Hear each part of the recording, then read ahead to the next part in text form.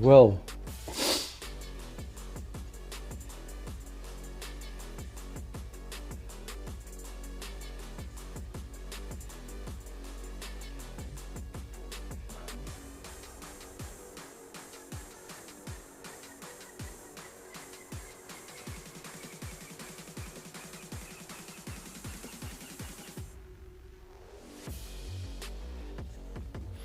sorry, why have I one like?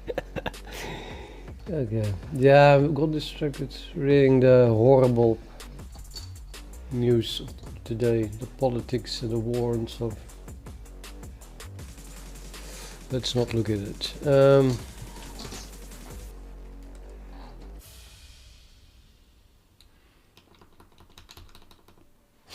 Okay, so the problem is I have a number of lists that have a valuation and they are sorted from high to low. Then we have iterators ready. Bakek. How do I pronounce this correctly? Bakek. The C is like a K.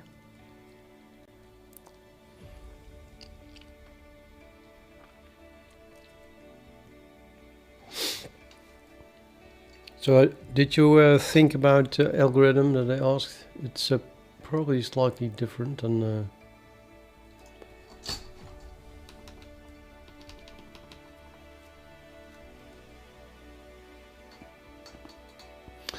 it's massively different, actually. No, not massively, but I don't think there's an exact solution for this anyway, so it's heuristic. The only exact solution that I can think of is just the brute force solution, which is definitely going to fail. Hello, newbie.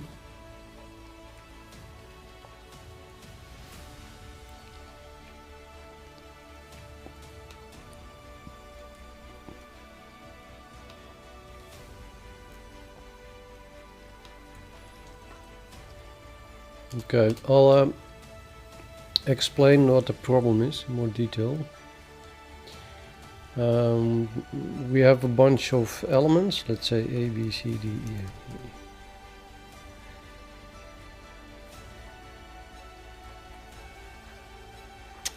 And then we have, they have been partitioned in some way. A, B,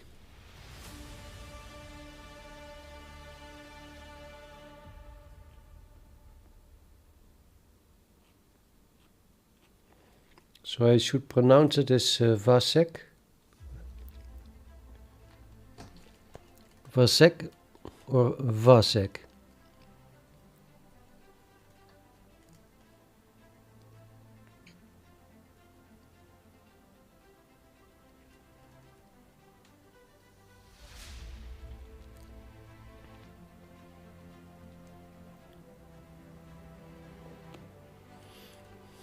All over the world.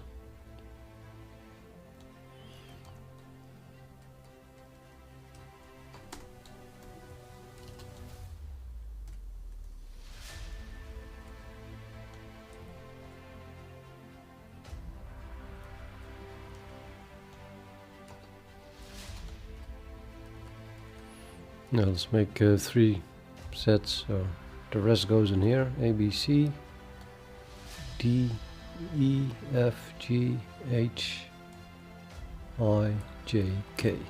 Now I have them all, right? No duplicates. 4 plus 3 is 7, it's 11. And I have there is 12. No, 8, 9, 10, 11. Okay, so that should be good.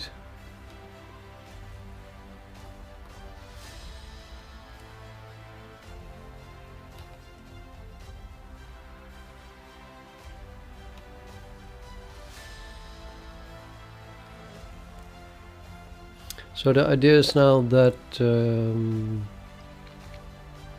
for each of these sets I have generated all pairs and triplets.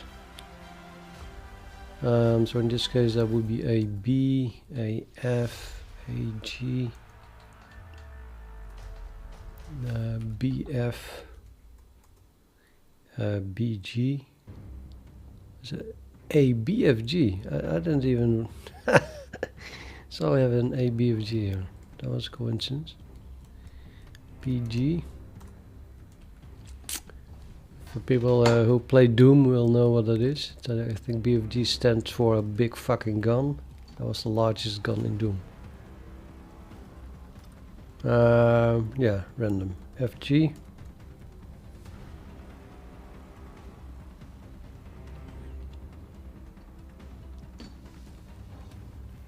And then triplets.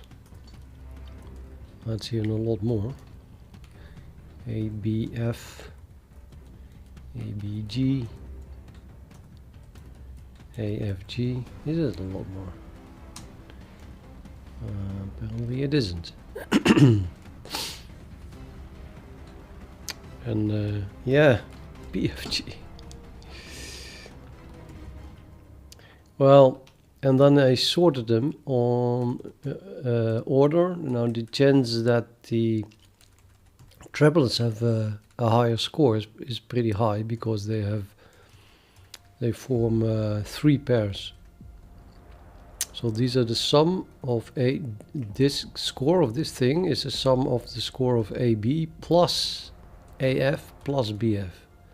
So the only way that this is not going to be larger than those 3 is when one of them is negative, which of course can happen, but I'm going to go ahead and put BFG at the top. That's definitely the largest sum.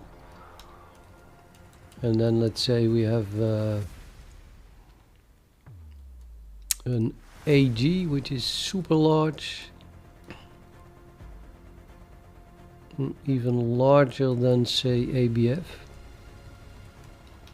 But then, and then let's say AB is negative, so we put AB at the bottom, and therefore AB, this is then say just below AG even, but there must be a reason that the BFG is at the top, so I'm going to put this one even above that one, and then this one is maybe also larger than AG.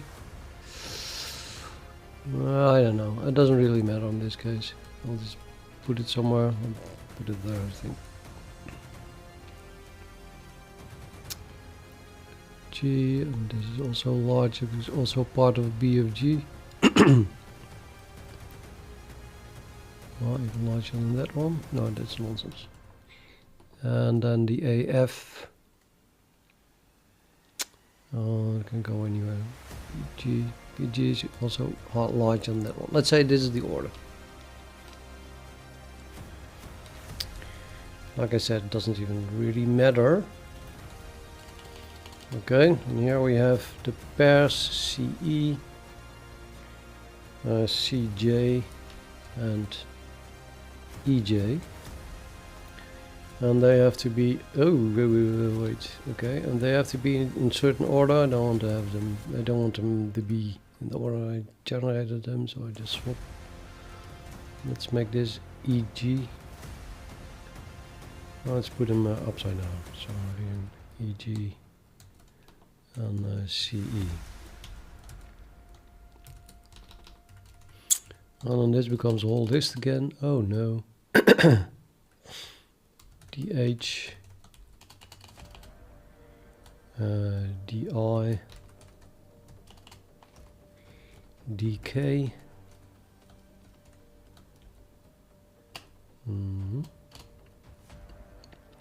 I,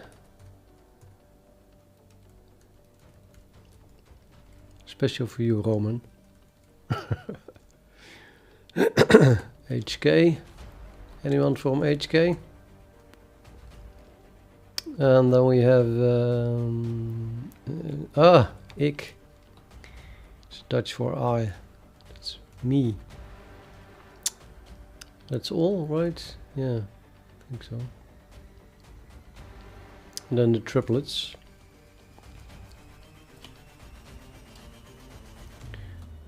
DHI. DHK. DIK. Where's Fat Man? Dick is fat in Dutch, so something you have to think about it. Maybe it's later today. Okay, DIK, and then we get HIK.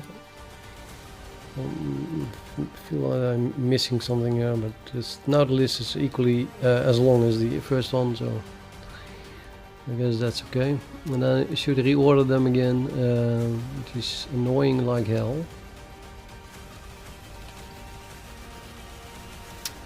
I'm just going to more or less randomize them, it doesn't really matter.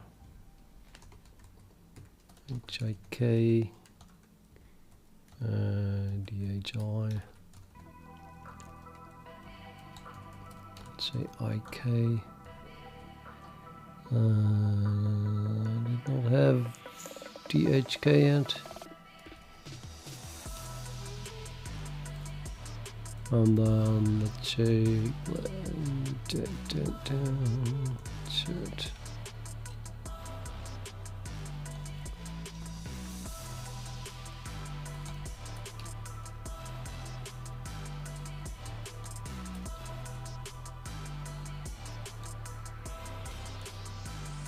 I have that one. I must have another D. DH, DI, DK. Oh, now we're missing another H. HK, I guess.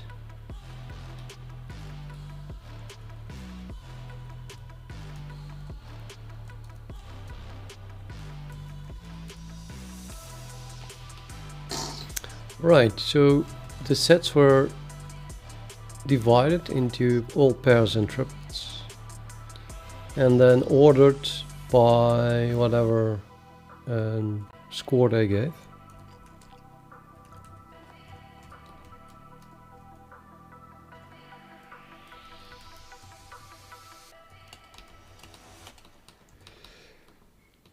And then I can iterate over these lists.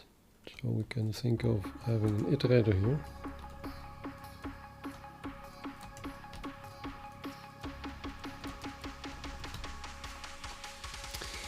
Now what I want to do is I want to choose one of this list and one of this list and one of this list. And we're going to begin with picking the ones at the top.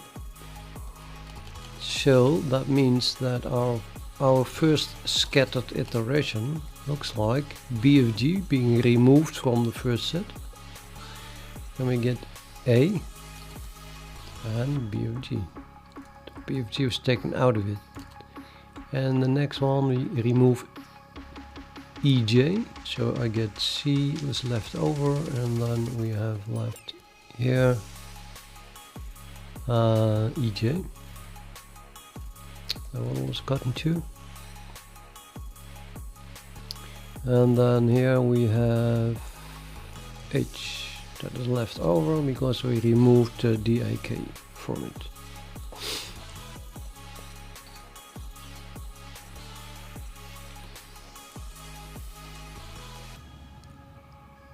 Now I could do another iteration, but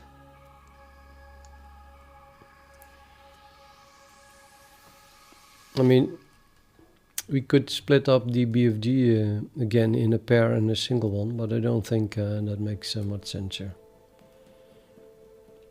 Just remove a triplet and we're gonna leave the triplet alone. Pure intuitive, heuristic, random hand waving.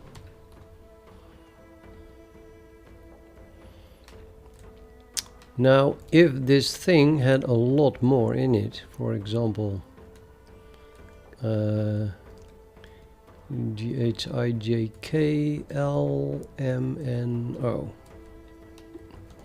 I'm just adding a few things.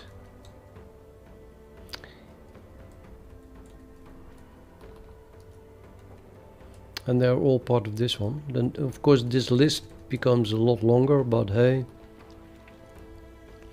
Let's put all the new elements have all a low low score or whatever. So the LMNO then is still in here. LMNO.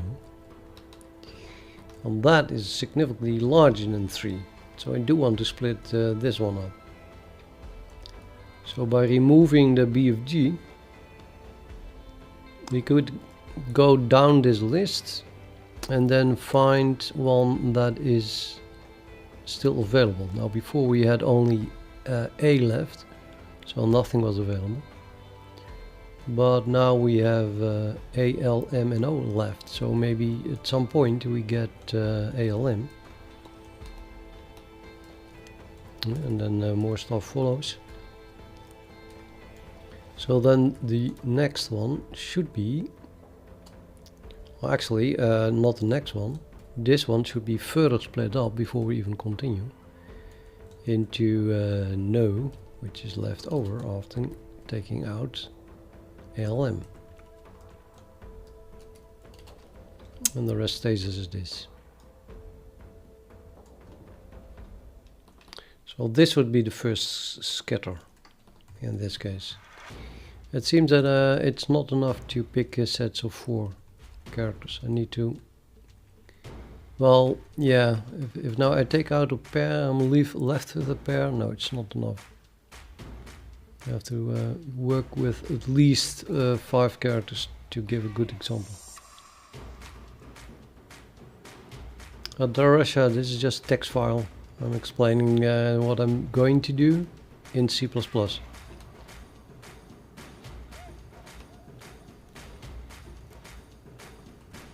Explaining the algorithm. Okay, but let's say at some point we have this one.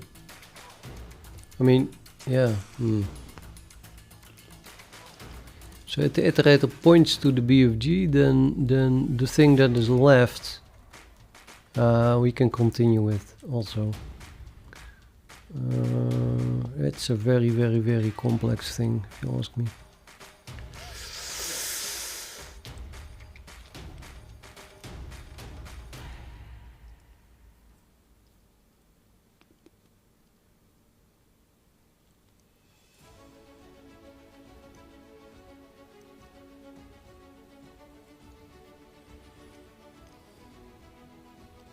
I think I could apply the algorithm recursively. So I'm first starting to remove the BFG, the EG and the DIK, and then I can do it recursively. So after that I have the ALMNO left. Now we're just going to split that one up. But I do not want to split up the BFG. I don't think that's a good idea.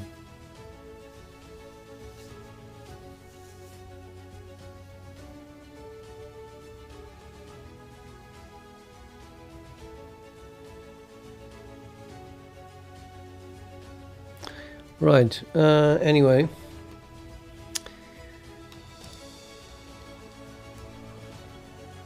This then would be the first, well, scatter partition. So we start with this partition and we make it that one. And that corresponds to the iterator pointing to the top of each of the list. And then the question is, what do we do after that? Apart from that, there is now another iterator that probably also runs over it, but I'm considering that recursive use of the current algorithm, so we can ignore that. Ignoring that completely would mean that I'm just even ignoring that this thing has to be split up further. So I'm deleting this again. Yes, we are running this algorithm, and then we get this is the first step. And let's leave it at that. And then the question is what to do next. Well, now I had an idea. If I'm going to run over all possibilities, then I might as well do it brute force. So the whole reason that I'm trying to be smart here is that the total number of possibilities is way too much. So we want to do a cutoff at some point. And I was thinking about after 50, maybe 100, that we stop. So this is the first one, and then we generate maybe 50 of those, and then we stop. And I think it is a good idea to keep elements that give a high score together. Therefore, I did order them in this way. Now imagine that, let's replace these characters here with their score. So I'm going to repeat all this here, but then the BFG has a score of 1000. And this one has a score of, say, 300. And this one has a score of 1000. Let's say this one is 1000. Let's say 250. Let's say 990. 100. 200. 900. 50, 100, 150, and this goes to IK, which is still larger than DHK, so well, I don't know, let's make it 500,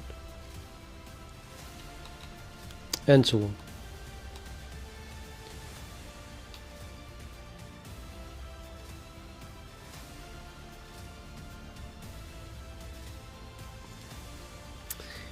Then I think that it's pretty clear. Well, these values are all almost the same, and so it doesn't really matter. Maybe I should have made this even closer to 200. And these first three are almost the same, and the first two are almost the same. So it's kind of logical. Let me make this different so you can tell them all apart.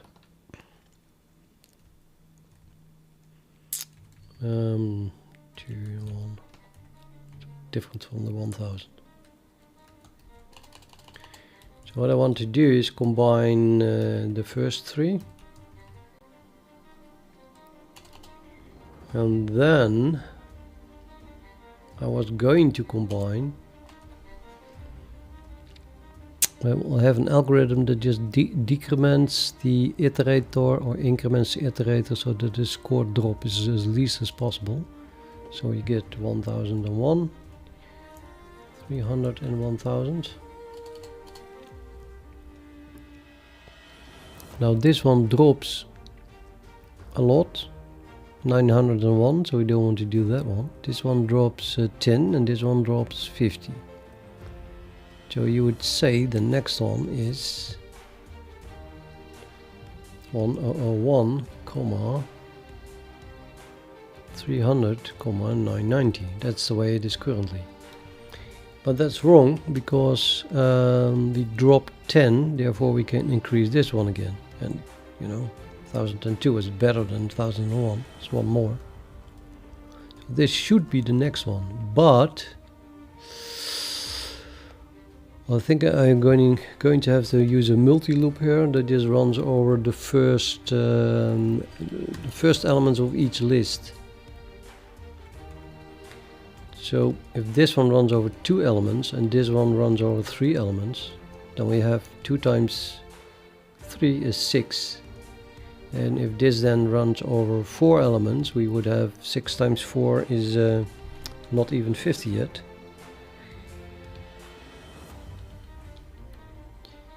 So we could do probably the 500 as well.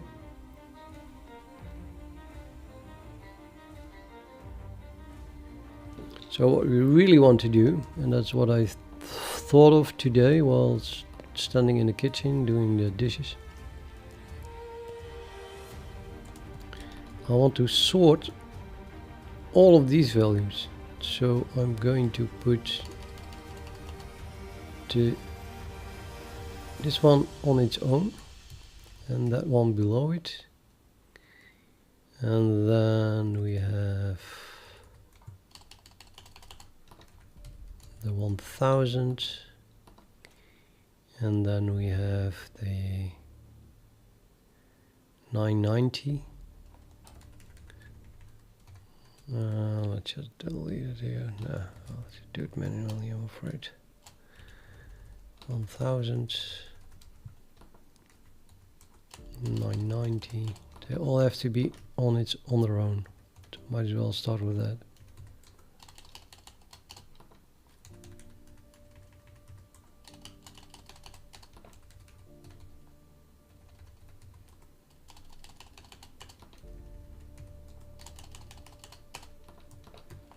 So 1000, then we get 990, then we get 900, and then we get 500, and then we get 300, 250, 200, 150, I guess like this.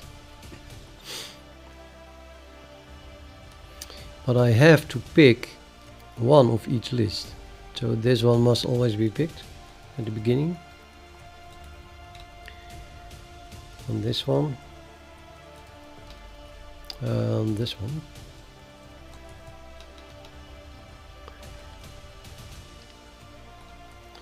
Now I have to change one of them, but I want to keep the largest one. This is still not an easy decision, is it? Shall we drop the 300 to the 250?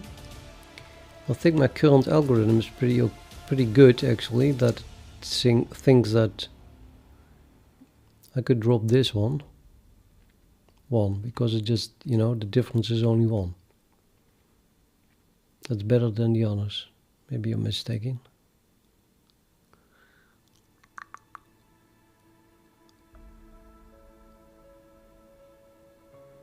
I don't think I'm mistaken. So we drop this one according to the current algorithm. However, now the big trick. I'm going to count this drop here as incrementing a count to 2. Yeah.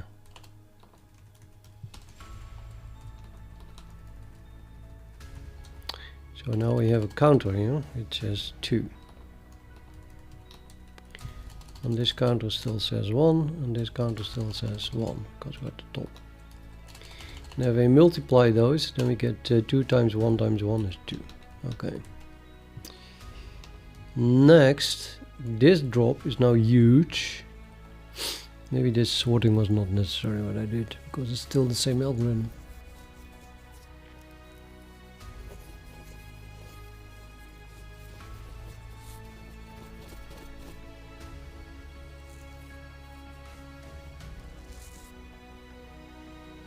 Could also be that we just dropped the highest one.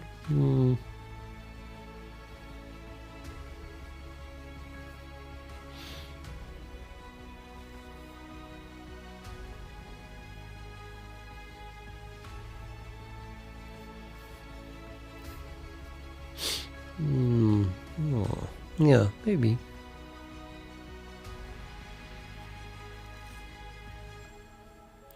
I mean, what is now the reason that next I have to drop this one? What is exactly the reason?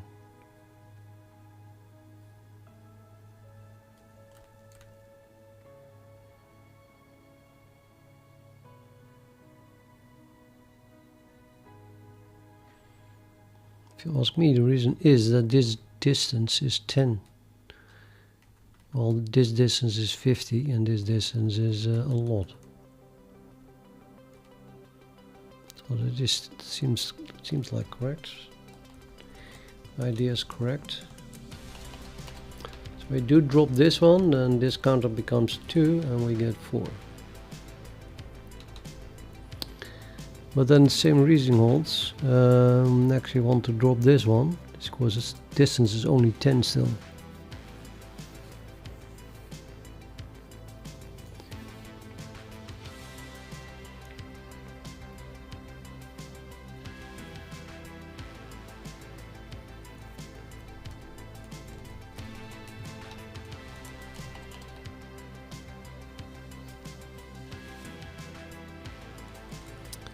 I don't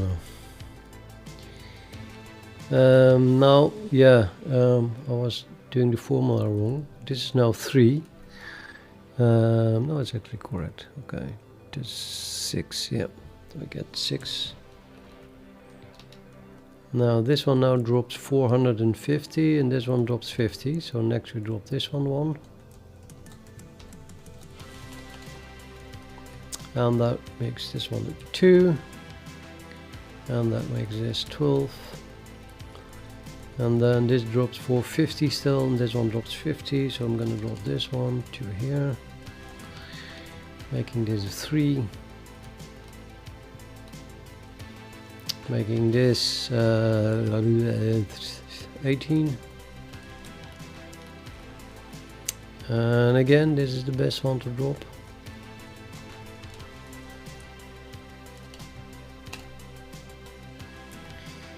But is that the case? Is that the case? I guess it is, right?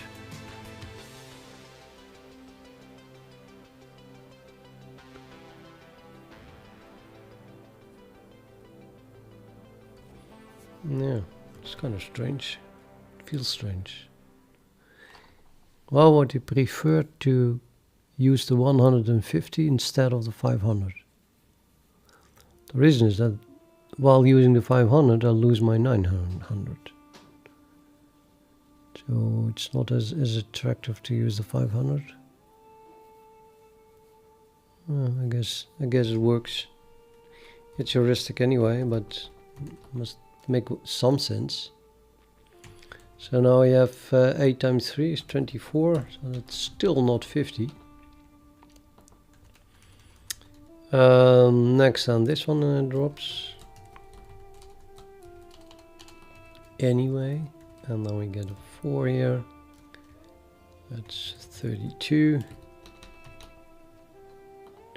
And then finally this one drops. So the 15, I mean, this example is so small that getting a maximum of 50 is not good.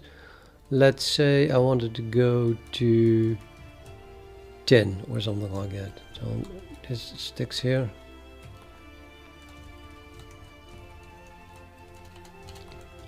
In fact, I want to stop even before this one gets to the bottom. Let's say I want to stop here, which point I had 2 times 3 times 3, which was 18. Let's say we were looking for 15 or something like that.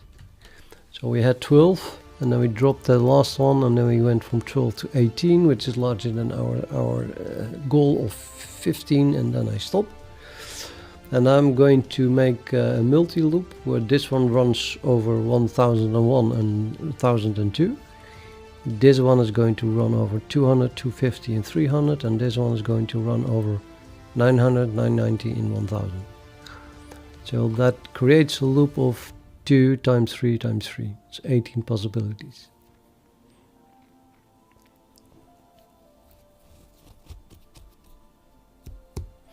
Now things get a little bit more complicated, that if a group is very large,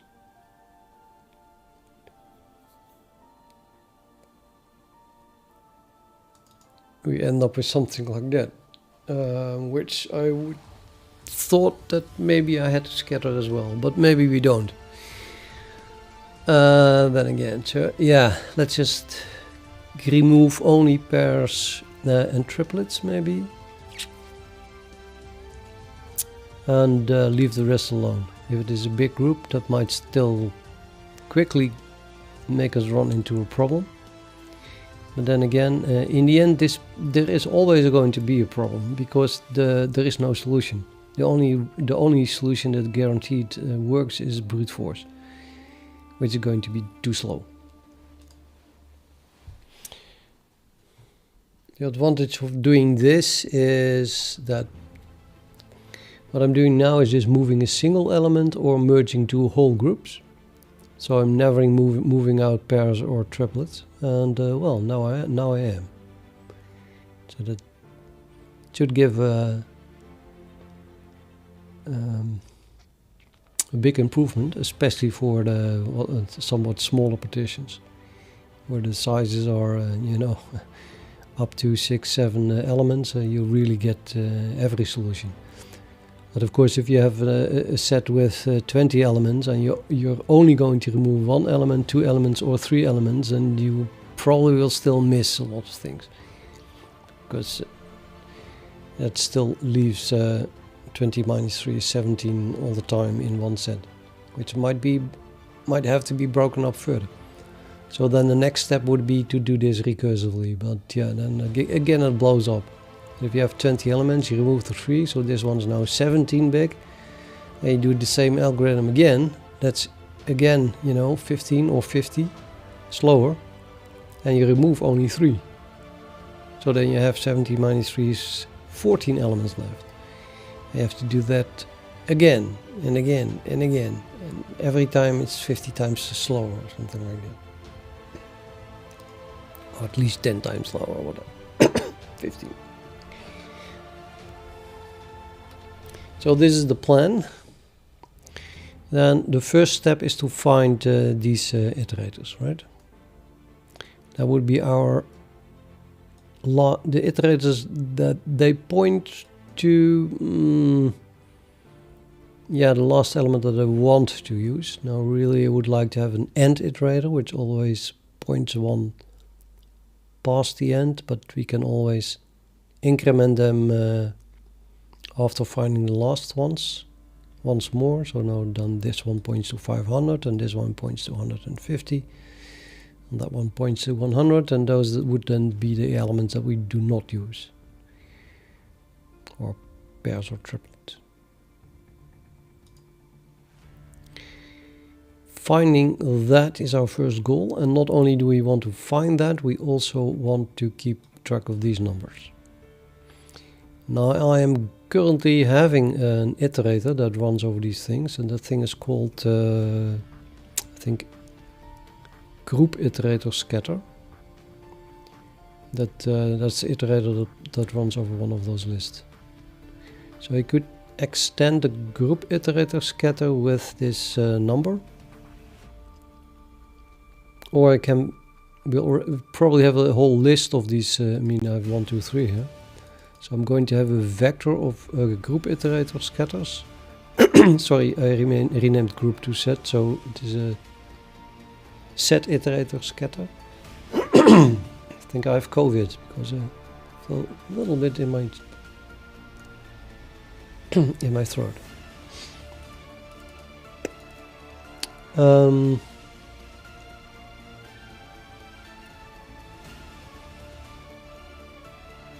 So I have a vector of set iterator scatter iterators, and in parallel I could make a vector of just these counts. Okay, let's go to the C++ code.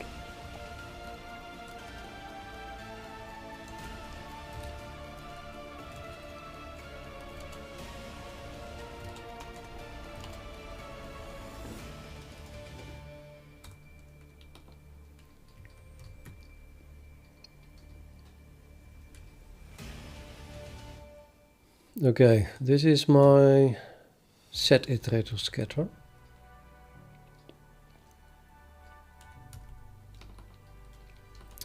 You do not have a method B anymore. I'll remove all that. Well, this thing has a ++ operator. Let's look. So we have a look how that works, because I do not immediately offhand see here how this would be already ordered. it should be sorted by score.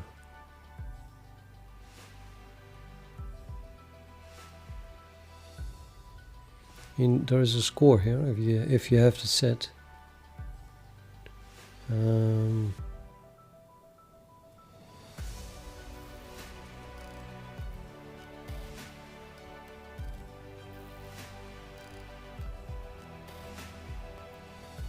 This is the one.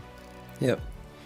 So this is initial. All the sets are generated and the scores are calculated. Where sets are either pairs or triplets. That's why I call them set 2, 3, meaning sets of 2 or sets of 3 elements. And then I reverse them. So I put the score, use the score as a key. Now, of course, different sets might have the same score. So this is a multi-map. And that's the table we were talking about, that I was showing. So the score here is then 1002, and then 1001, and then 100, etc. So it's a method A, which I should rename probably, that we are really iterating over, if we are calling the pre-increment operator here. So let's switch to the .cxx file and then see how that is implemented. Yep, it's just incrementing an iterator that points inside that multimap. And if we reach the end, then we're completely done. This iterator can only be incremented, cannot look back.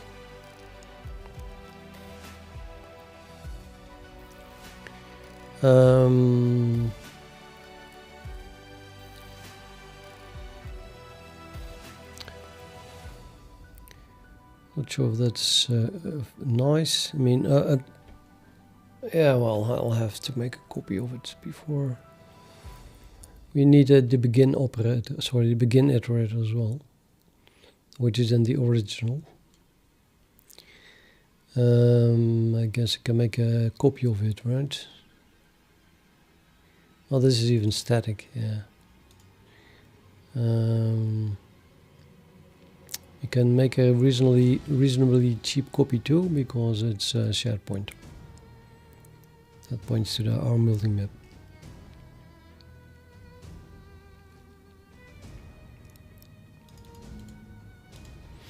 Okay, understanding set iterator scatter again. I'm going to look at where that is being used.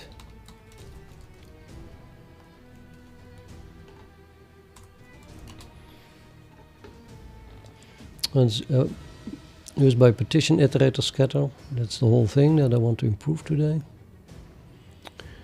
And it has an element that stores it and some code that works with it.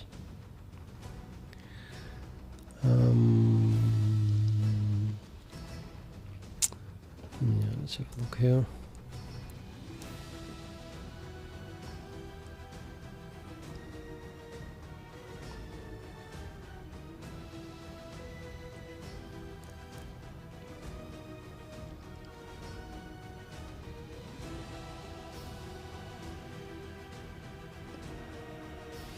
Okay, so the set iterators are scored in the standard vector.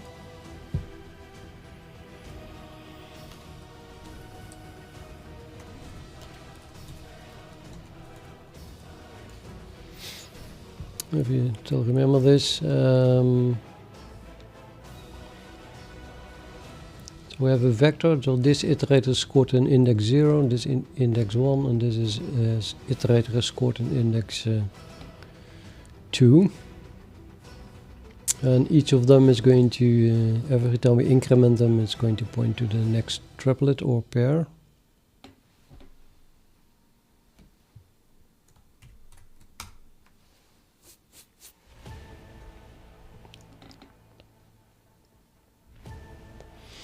And then what is actually being stored is the iterator, indeed, but also a set index.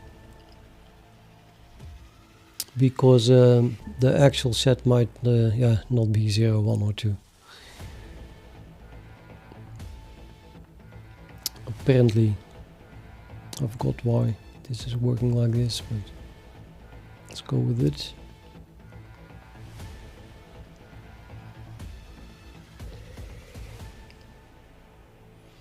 Now this one is wrong, because currently what this increment operator does is incrementing the way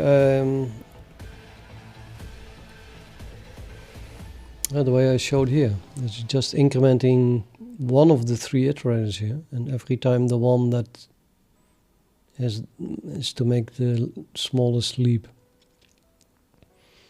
Like this is a big leap, and this is 450, and this is only 50, so the next step would be to increment this one, going from 200 to 150.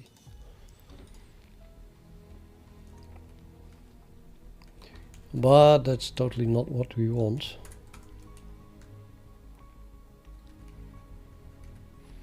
Because this is the PartitionIteratorScatter. We want to run this thing must run over a multi-loop.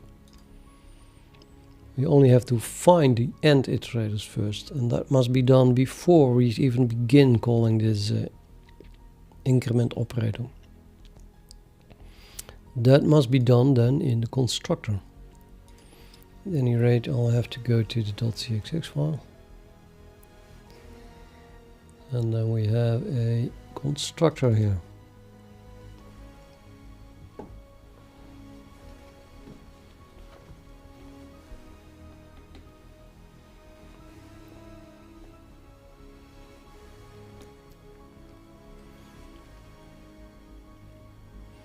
So m or rig is the original partition. So this one.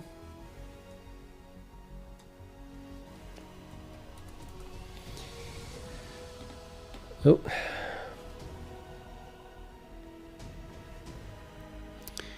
And we run over all the sets of that.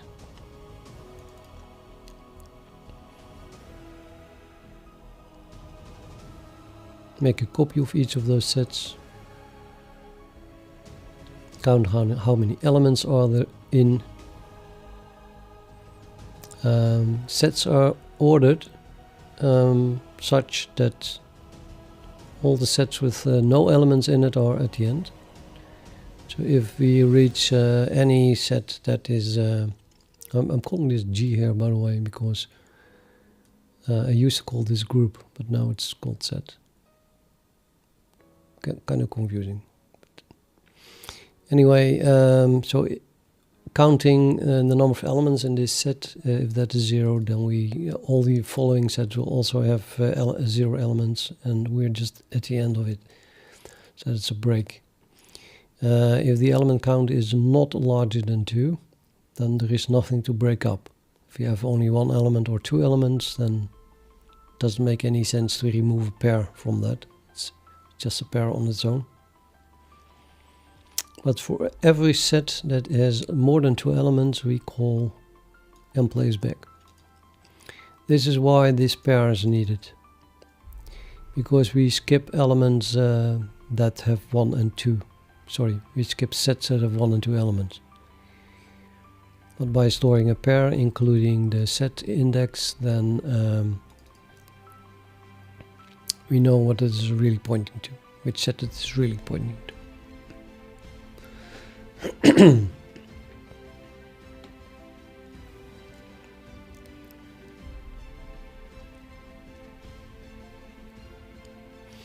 In the end, also the set iterators are sorted using the set iterator compare, which is defined here.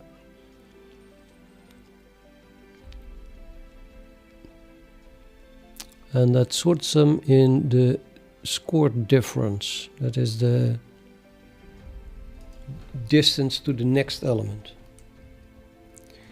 Okay, I'll have a look how scored difference is implemented.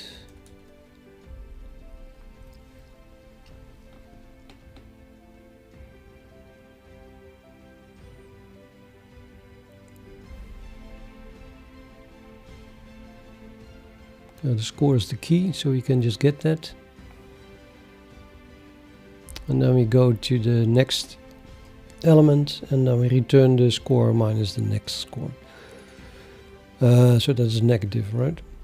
The next score should be less than the current score. It's positive, sorry. It's a positive value, but the larger this value is, yeah, the further down we go. And if we reach the very end, then we return positive infinitive. This is also positive. We just never ever want to do that. That's why I return a very big value. Infinite drop. That causes that this sort then causes the iterator that has the smallest drop to be first. So let's go to my ASCII art again.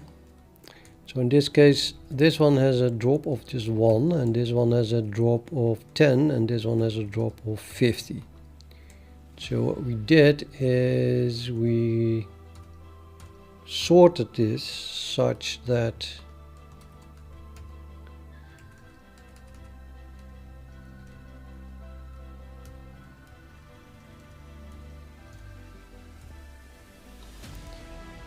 they were sorted by drop. So this is a drop of 1, 10 and 50. So now they are sorted in incremental order.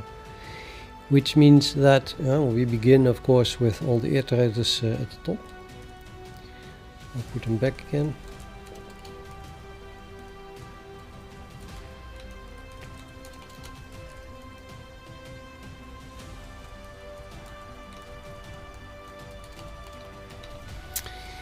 So this is the first state where all the iterators point to the top, and then the next state is simply the first iterator, which has the smallest drop, being increment.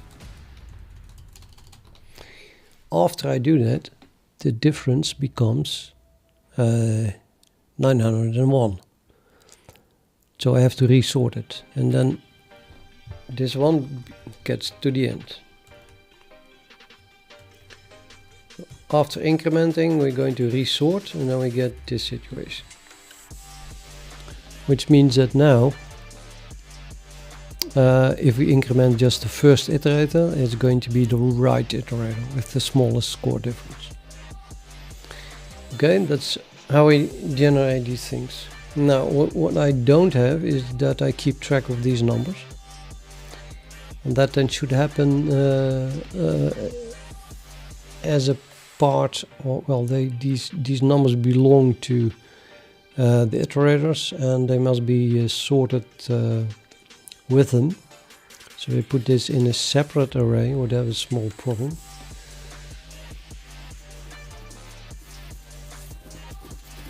Let's put them in the same object that is being sorted, so that they just get sorted along automatically. I'm going to call these numbers, they need a number, they need a name. What is a good name?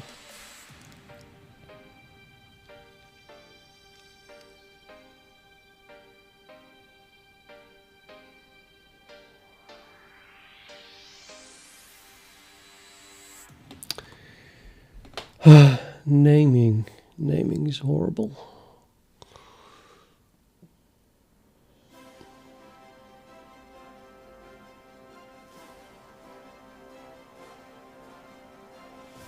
I'm going to call them loop size, because in the end I'm going to use them as the size of a for loop in a multi-loop.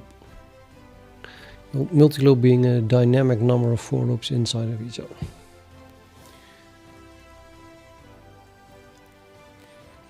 Right, so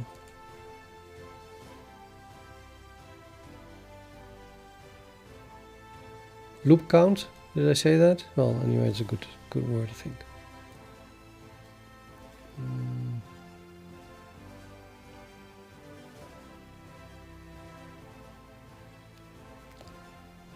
Yeah, well, loop counter this,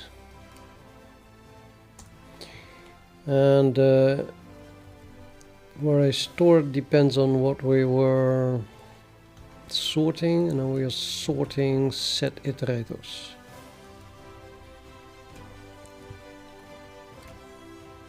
So I really want to have this loop count be part of this vector.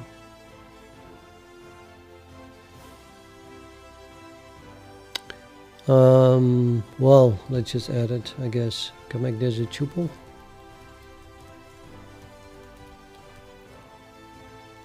Can add an int for the loop count.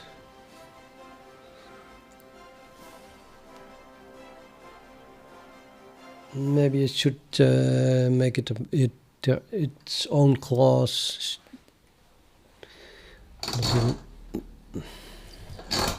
Tuple is like a pair, but then with an arbitrary number of things. But it's not very easy to work with, I have to admit, or say.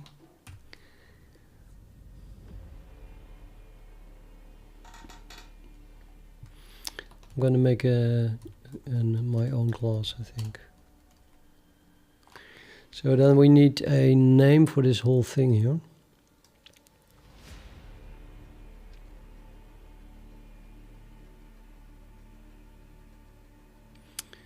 Yeah, it's kind of set iterator still.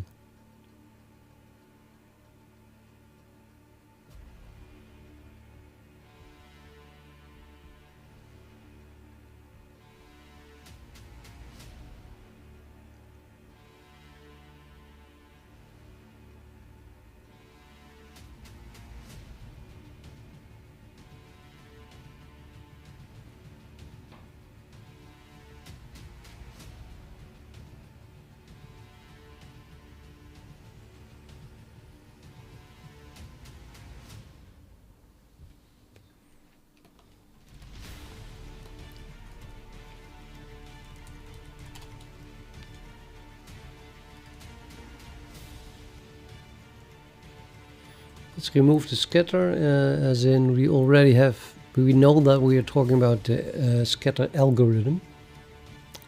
And by putting this struct inside this class, it inherits the fact that it is about the scatter algorithm. I do repeat the iterator because this iterates over all the scattered partitions, but this iterates over pairs and triplets.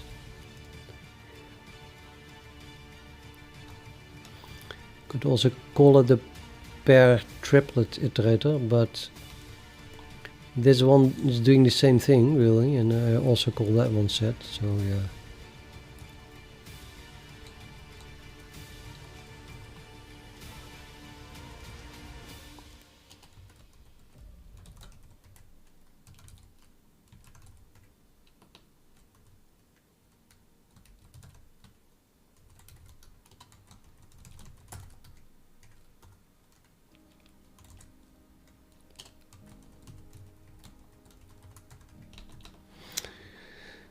Right, so then I can not use a tuple.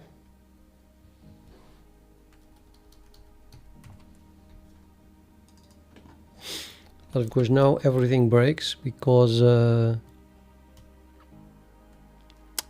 I just replaced the standard pair, I mean, with a new struct, so nothing compiles anymore. And I never know how or what. I just, you know.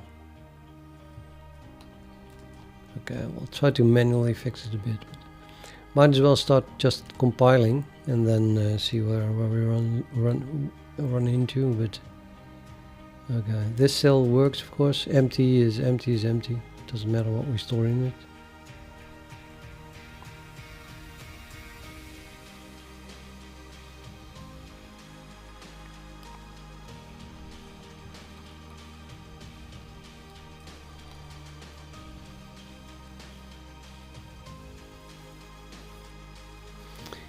Okay.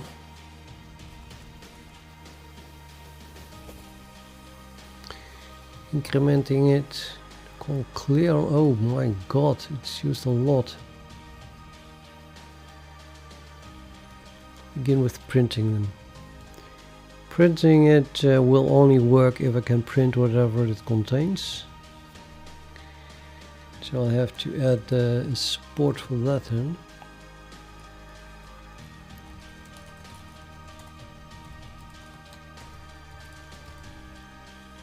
Well, this might not even work.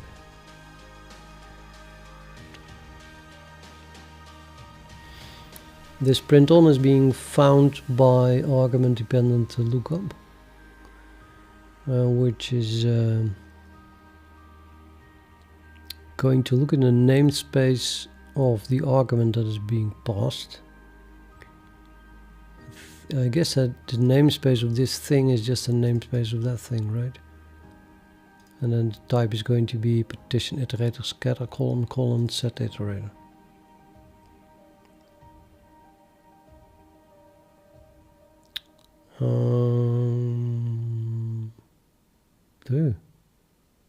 Might work. Not sure. Let's just try it.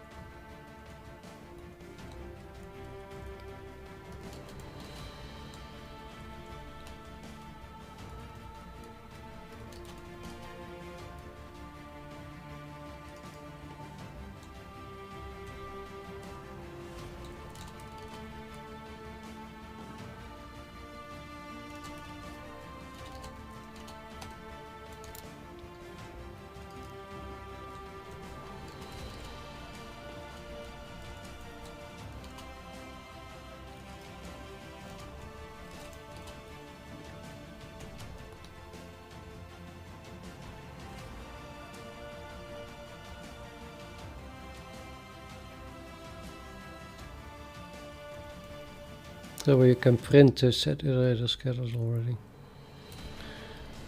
Sure, that might work.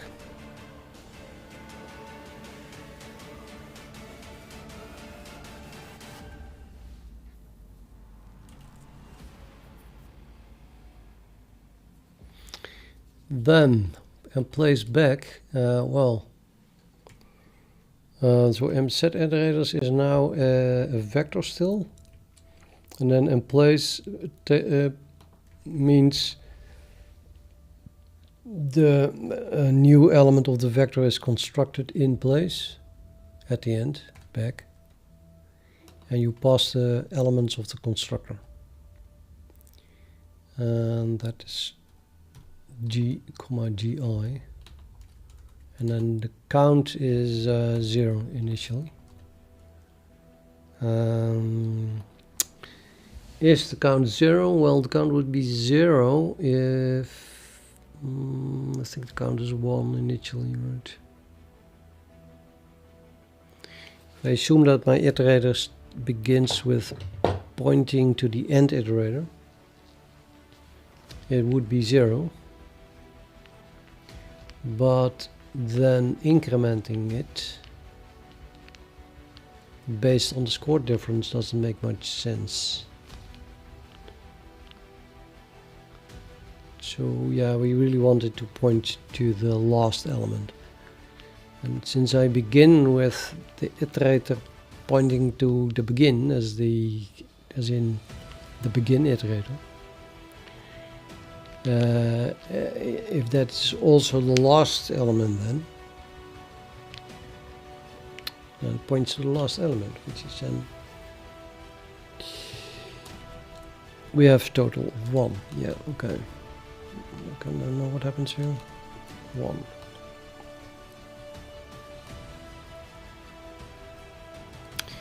Sorting, well, sorting of any STL container is just done like this, begin end.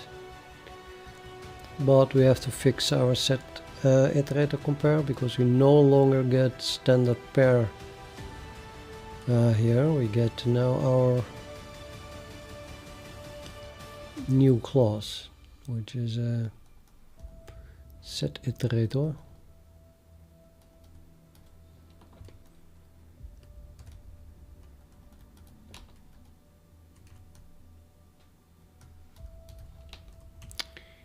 But that is a subclass or an inner class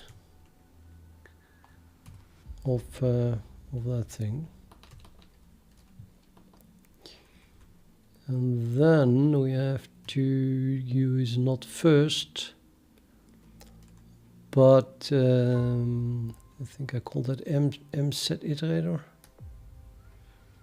Because I can have a peek here. Yeah, m set iterator.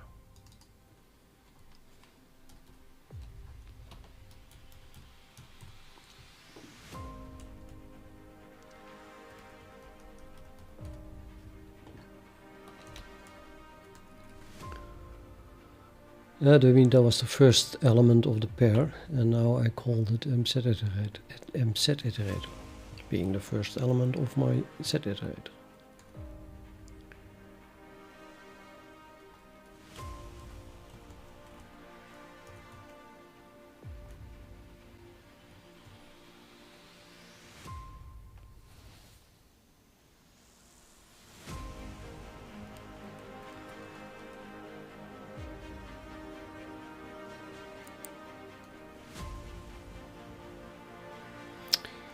Why on earth did I use abbreviations? I should never have done that.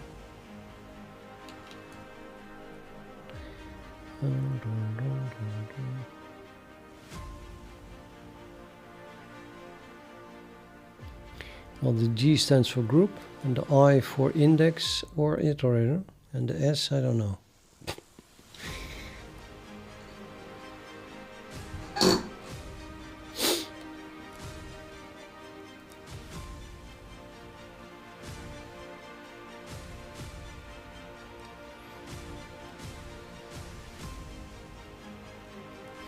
Oh, I think it was a group iterator scatter.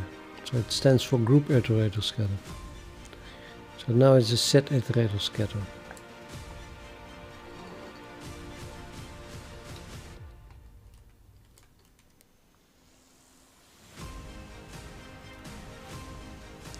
Gis is sys. Okay, I'll leave it at gis. I don't know. Well, yeah, well, no, bang, that's too confusing. Let's rename all the gis's into sys's.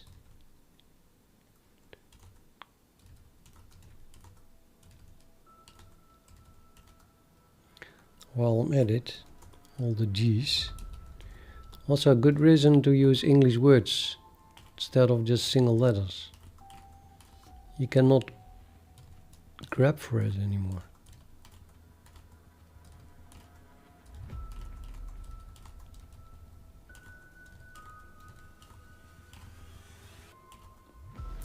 I mean, this works still, albeit a bit slow. Albeit, is that an English word?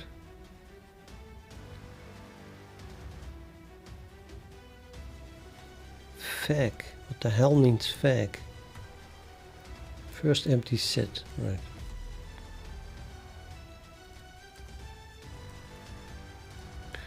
Been telling you guys often, time and again, do not use abbreviations. And then I'm writing this program and I got lazy, saying it's just a test program. But even now it's biting me. I think I changed all of them.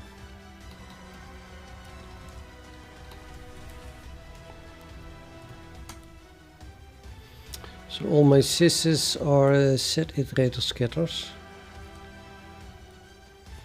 I don't like the whole words as it is like this. It is a set iterator using the scatter algorithm, whatever that is.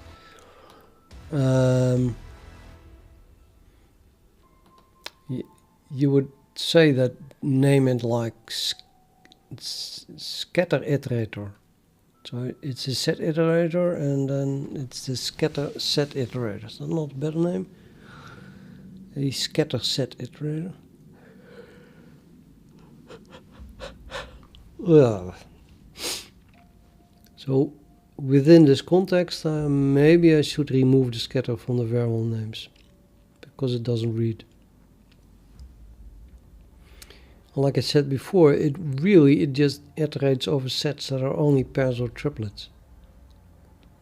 So I could call it a pair triplet iterator.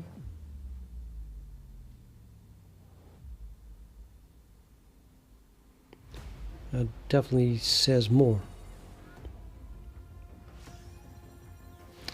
I thought I had one more sys. Here's a sys p. What the hell is a sys p? The P stands for pair.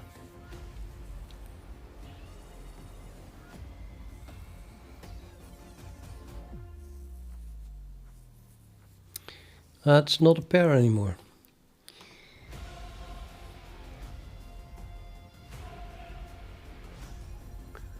So this type is now a, yeah, I'll call it set iterator. So I'll call it.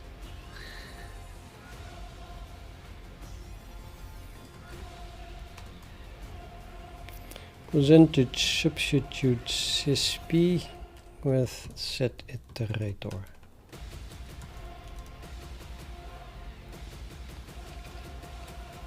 And then I can rename sys with also a set iterator, except that now maybe I get here the problem here. Let's call this pair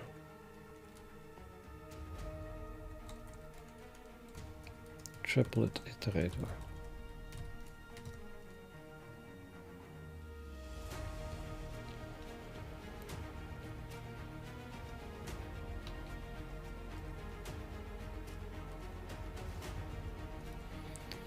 And I think that SE is already too short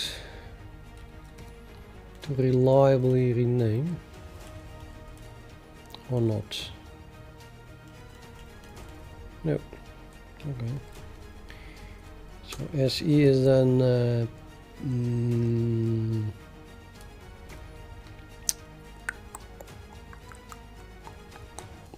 yeah, just set index, I think.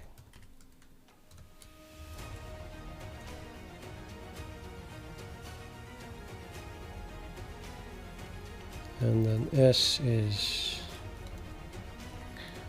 way too short.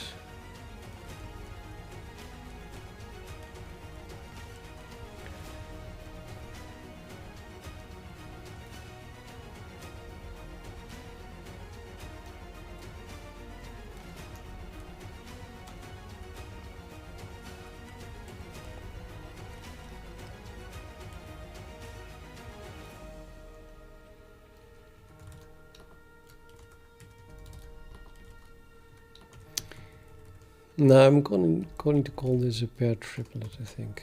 Pair triplet. No, not pair. Yeah, pair triplet. Triplet.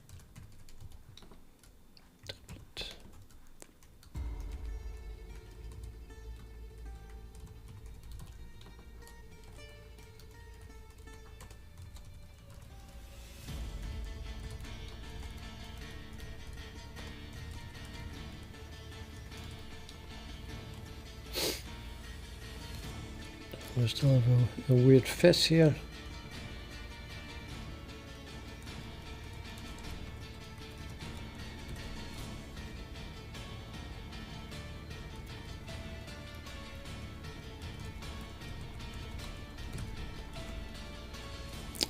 Well, that's better readable, although it's just this one file. I bet I have a lot of other horrible abbreviations in all the other files. Okay, so where was I? We were trying to find my pairs that are now not pairs anymore.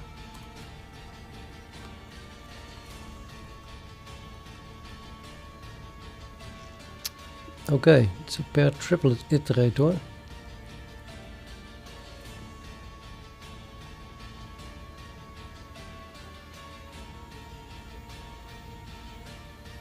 Well, then don't you wish I had called it that? AKA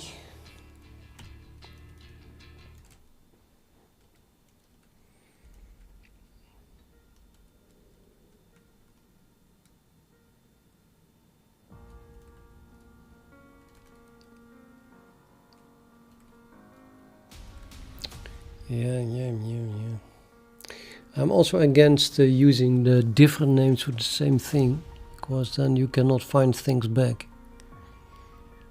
You don't know which name you used. So I'm now using set iterator scatter, but that scatter thing is always running over pair triplets. So I might as well calling it a pair triple iterator instead of set iterator scatter.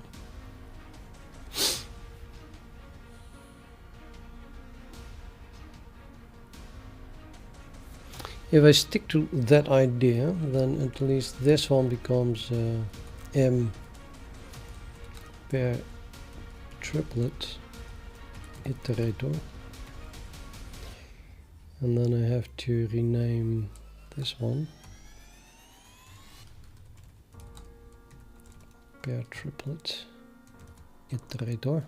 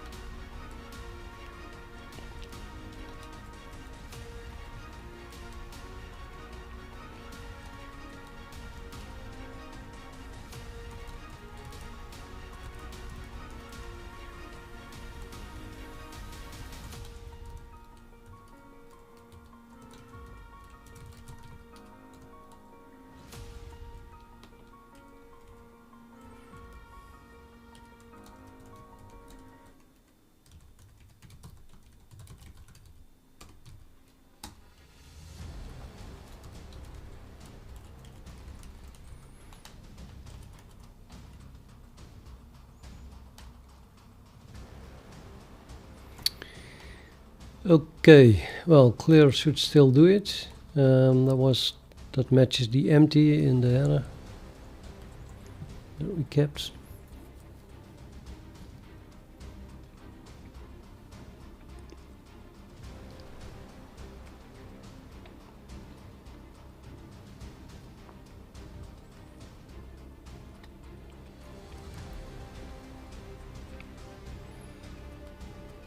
What is this doing?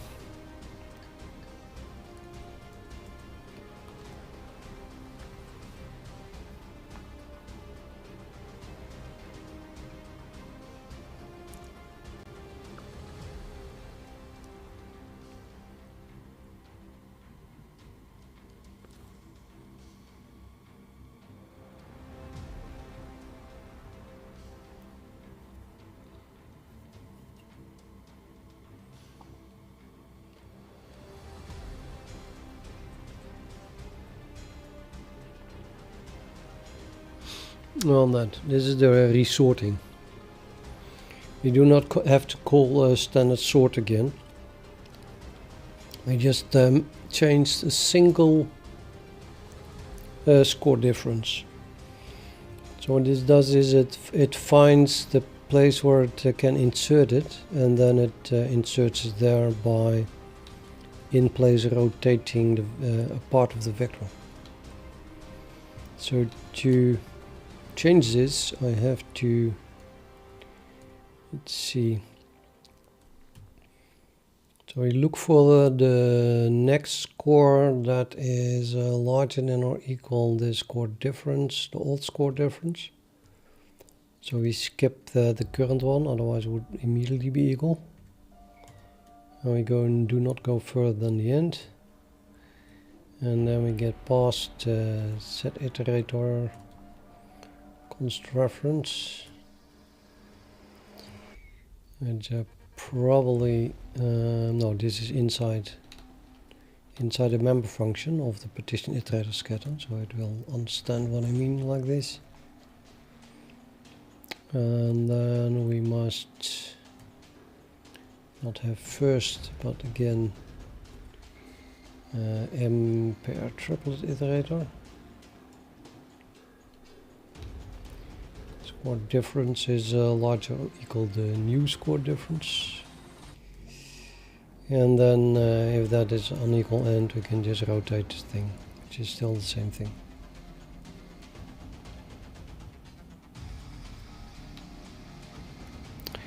Kind of glad I did this this way instead of one compile error at a time.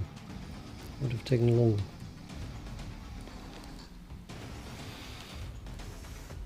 Okay, here we run over my iterators. This is the dereference operator. So we just have to apply everything. Let's see how that works.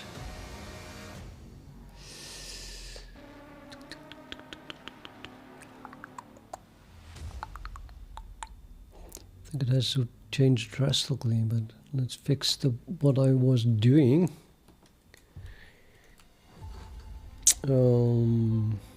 Triple area.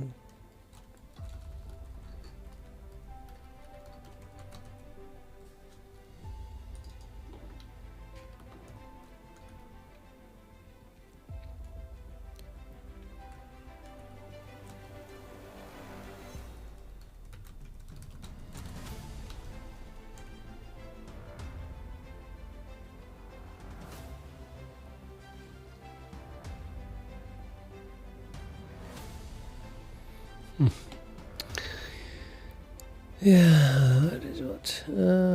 Result. Move from set index pair triplet.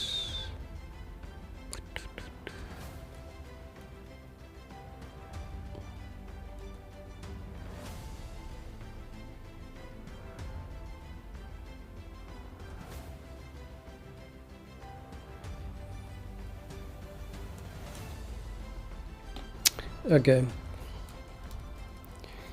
I think I'm going to compile it now. Fix the rest by looking at compile errors. In errors, the PartitionIteratorScatter set iterator is private within this context.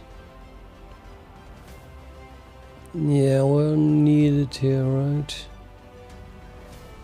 This is the compare operator. Could make that a friend.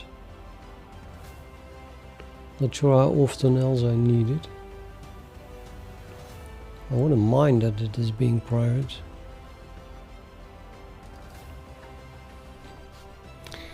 Let's add this struct as a friend and do the partition scatter iterator.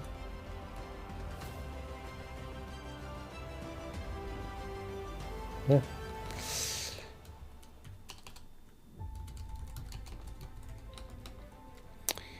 Now if you do it like this, I think it never saw this before.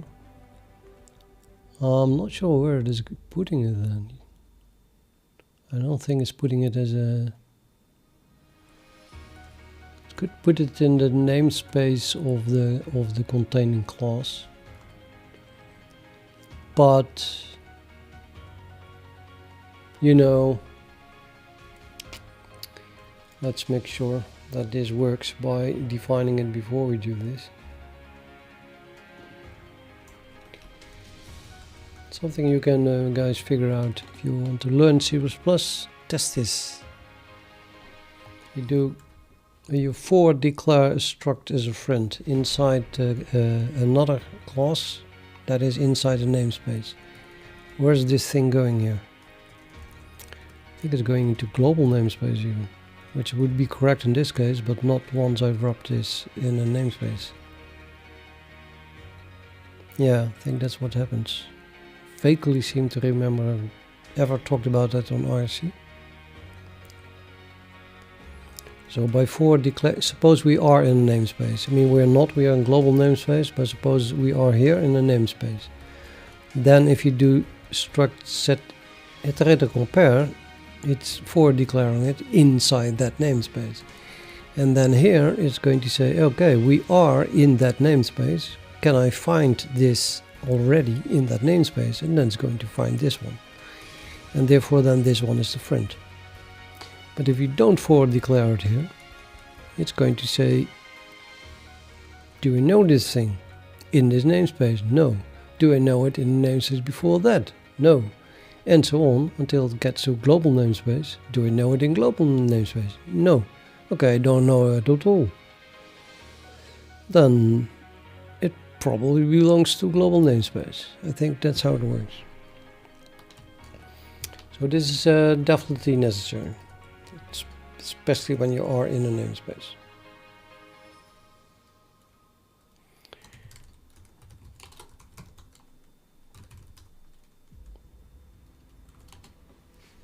Set was not declared in this scope.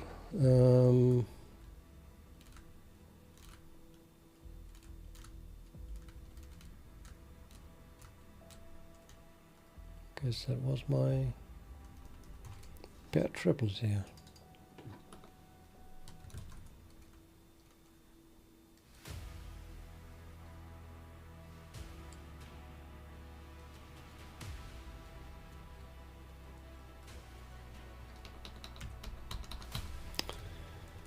What?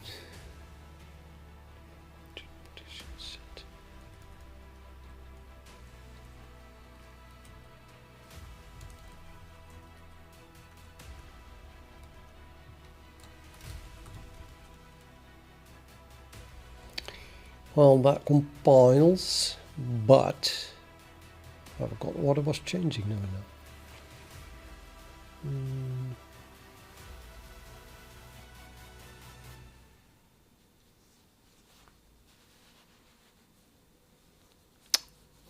Should have committed before I started, and I have not.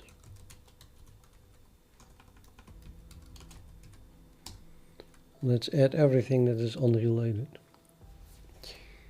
Or that was done before today. Yeah, this is done before today. This is done before today. This is the commenting out stuff.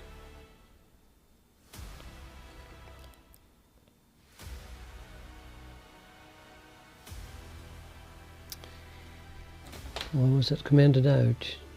Oh, I just wanted to get rid of it. I think that was successful. Const expression.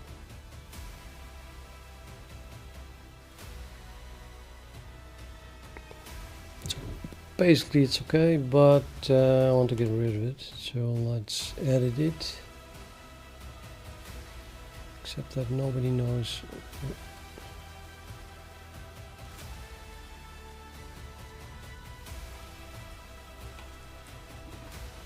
Which file that is. There.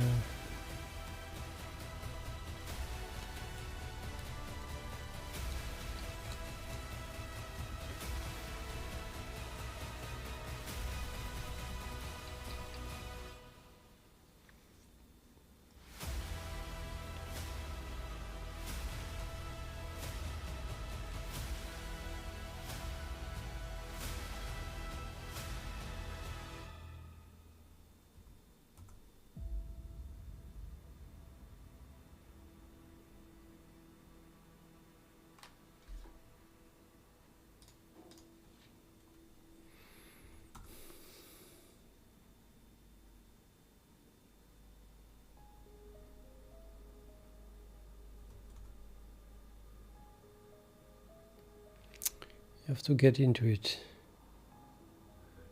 Should score some loss. Okay.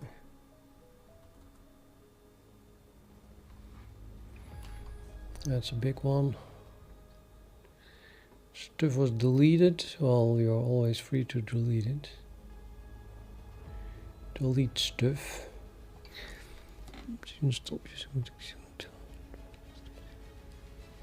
I guess. Yeah, basically this is from the previous to-do list things, the first two things from my to-do list, which is given in the description of this stream. Too much debug output, but okay, let's just commit it.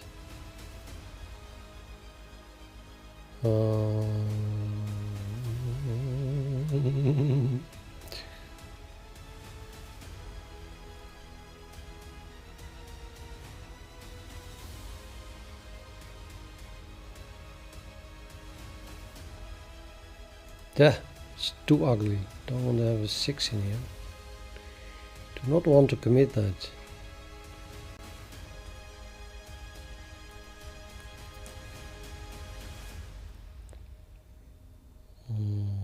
Yeah, this is too bad as well, but can't help it.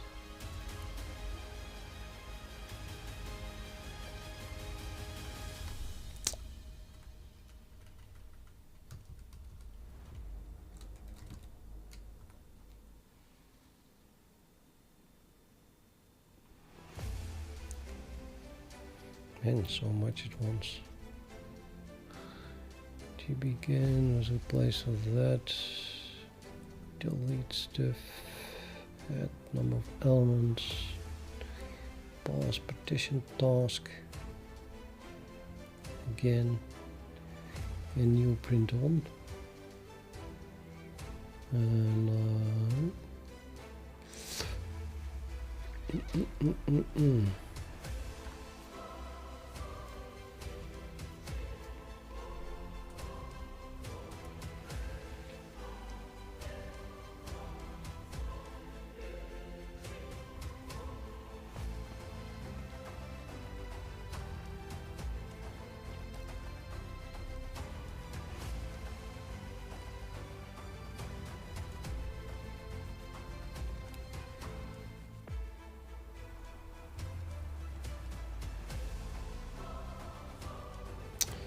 And this is what we did today.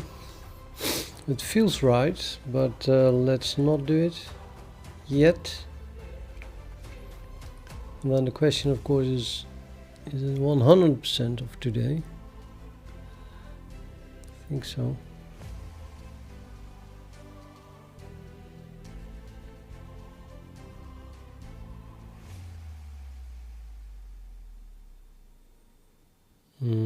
Yeah.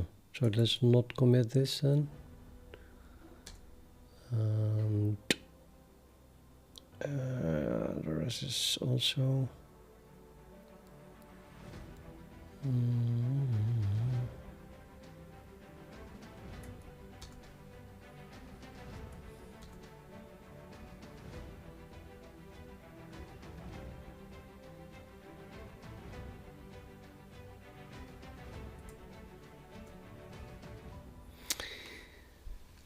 Should commit this probably. I did not add that today. But yeah, it's not that important. It's more like I'm not bothered by all this stuff in the diff while working on big other things. Though this is just renames and a new print on.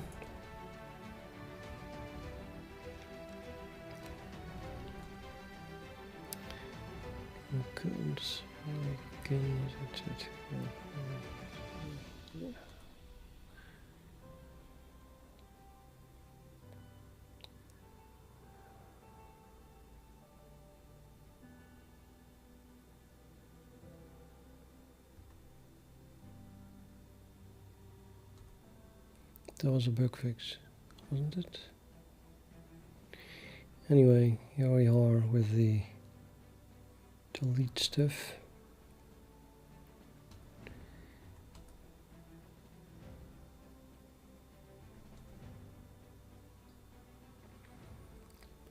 Task.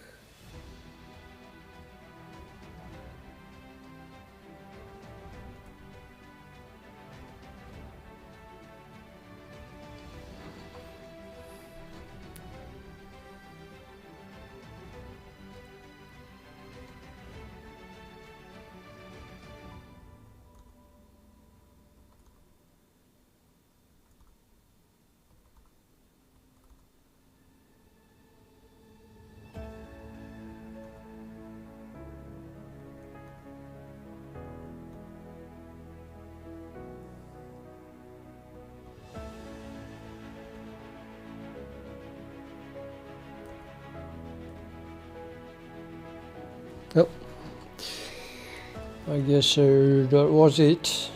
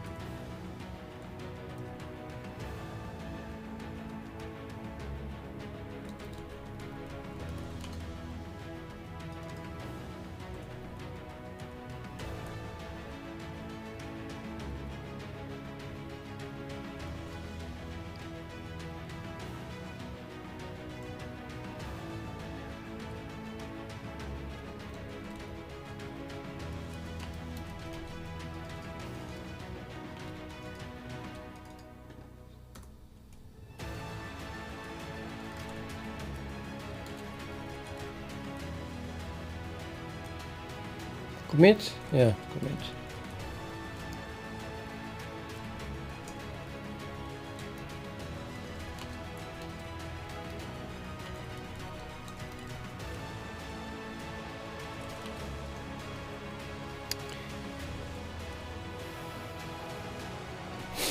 Okay, so yeah, I just added the loop count, and we are working on set iterator scatter. I wanted to rename that do, so let's do that. Set iterator scatter.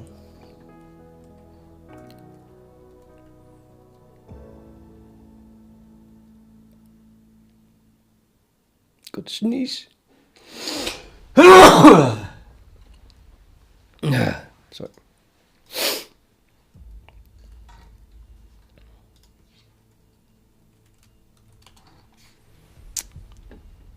Okay, so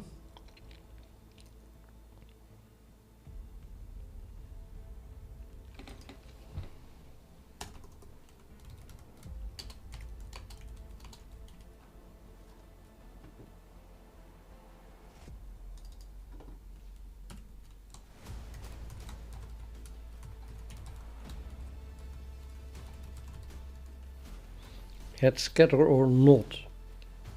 That is the question.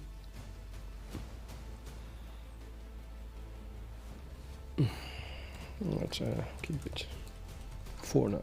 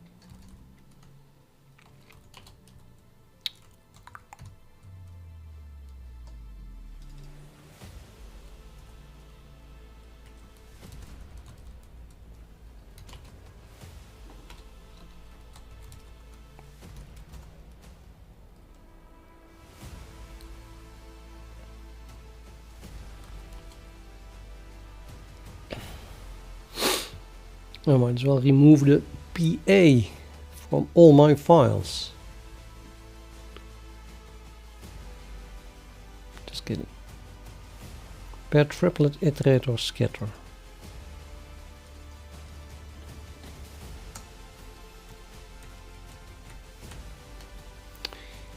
So that was that is the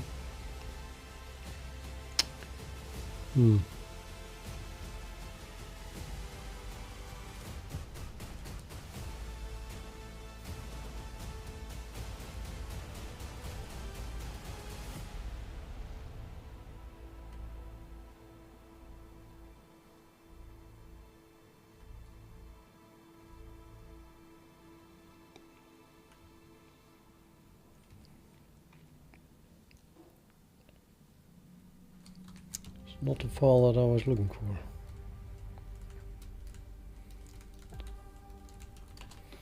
Now we are in the PartitionIteratorScatter. That's where we're working. Yeah.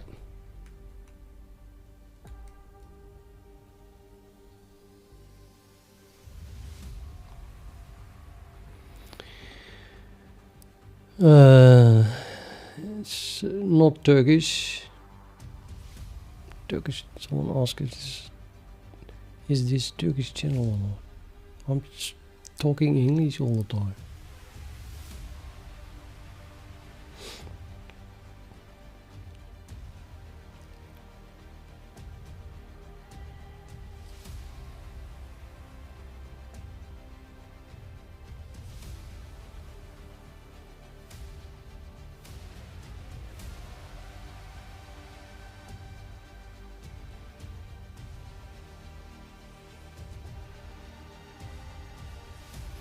Yeah, okay, so now it gets really hard. This constructor now constructs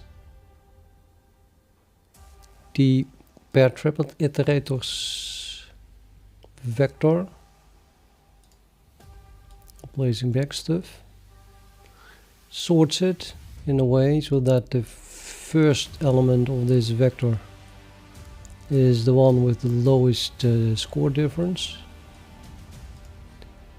and then we could apply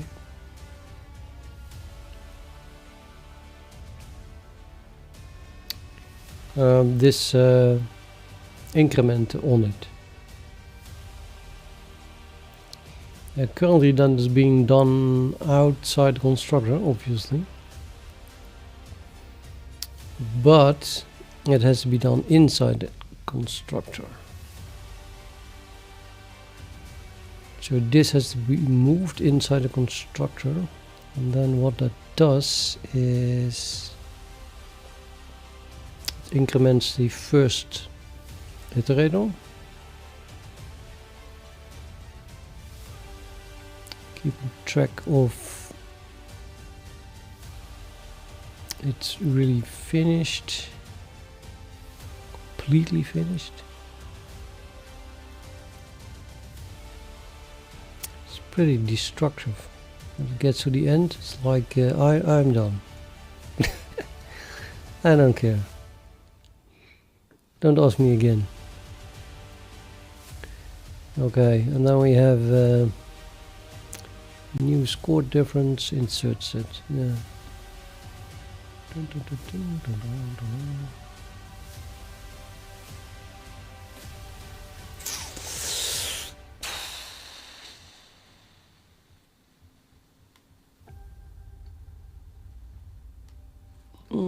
Okay, let's call this, let's keep this function. I don't want to copy it really to the constructor. So I'm going to, well, I don't have to return anything, and then let's return void. This must be implemented later. And then let's give it a different name. Next.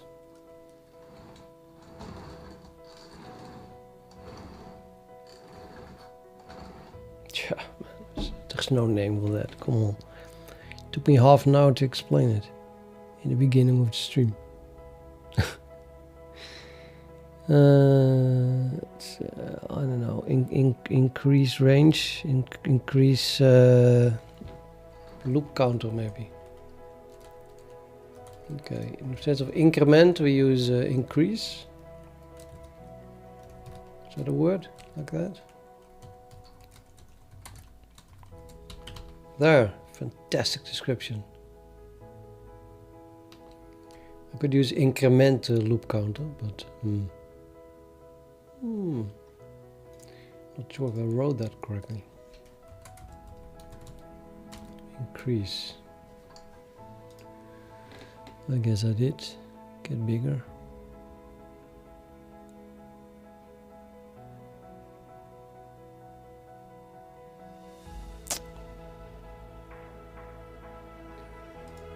I don't say anything.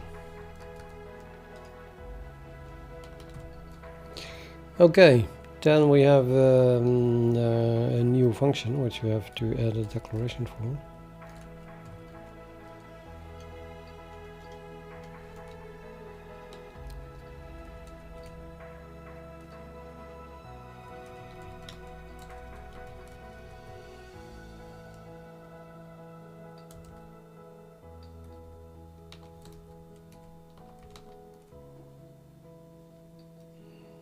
Could be private. Definitely should be private.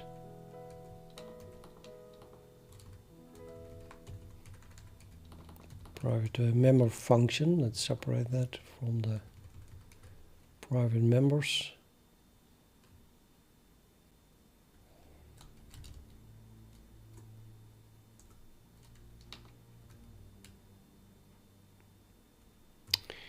Now every time I call this function, it increments one of our pair tripled iterators. And that means that I should also increment the loop count.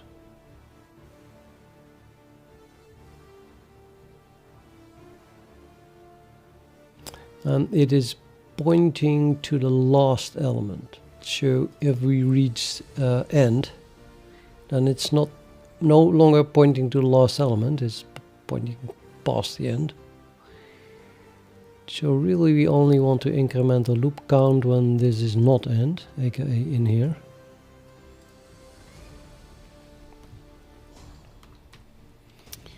But okay, let's return a boolean on second thought.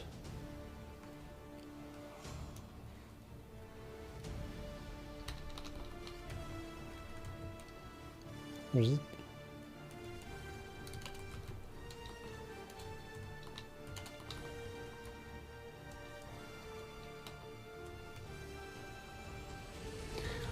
Let's return true on success and false on failure, or false on the end, or I don't know.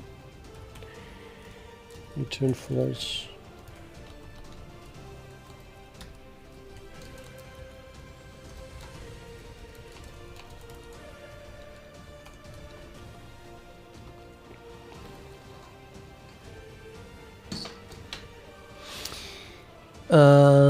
So since this is doing a return now, I might as well promote this to non-scope. And then we have to increment the counter.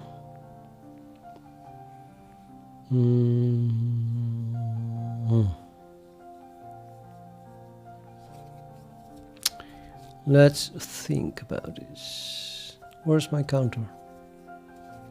That's the exact same thing as here, I think. Begin.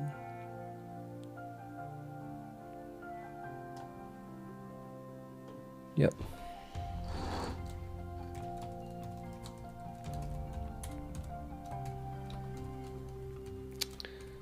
Same thing.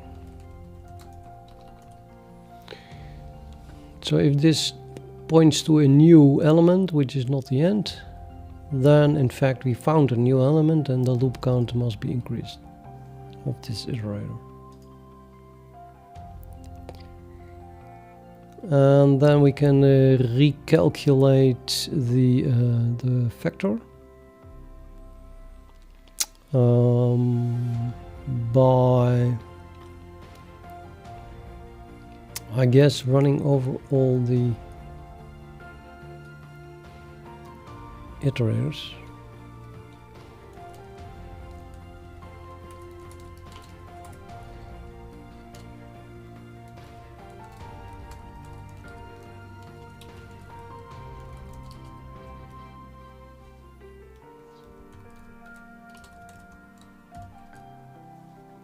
No, I know what it is. Let's not use auto when we know what it is. It's a set iterator.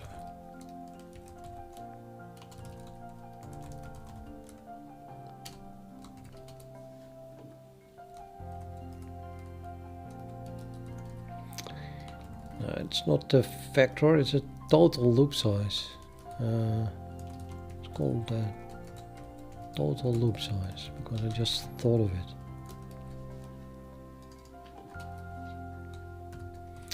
And now we multiply that with m loop count of each of those things. Now let's make this a const reference. I want to make copies of it.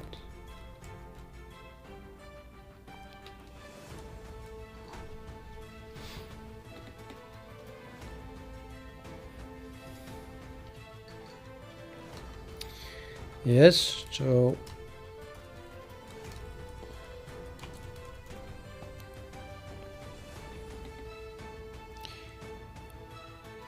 I have here 332, and that belongs to the fact that this one already dropped 3 times. 1, 2, 3.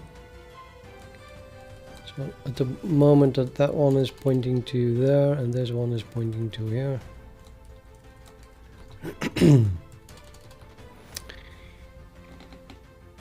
Let's say the last one was this one. Should have been, because that's 50. And this one was made 3, but we just recalculated. 3 times 3 times 2 is 18. And then if that is larger than a certain value, then we want to stop.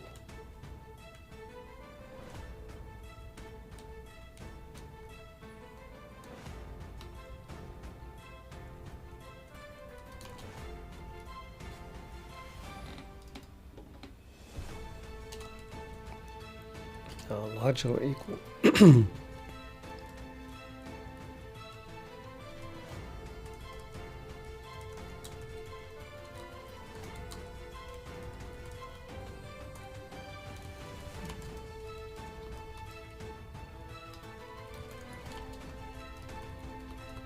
So true now means continue and false means we're done. I think that works. Still have to define this total loop size limit as somewhere, however. But yeah, but where? I might need it somewhere else as well. Not sure.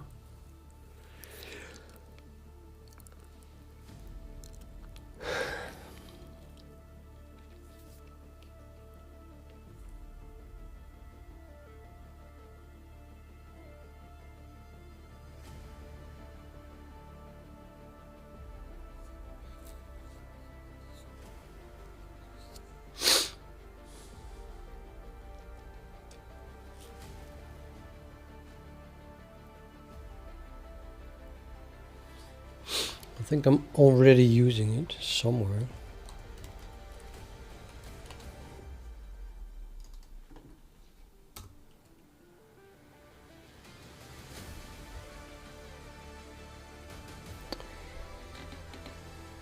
Yeah, this scatter thing runs until we have 100 of them. So this 100 is that thing.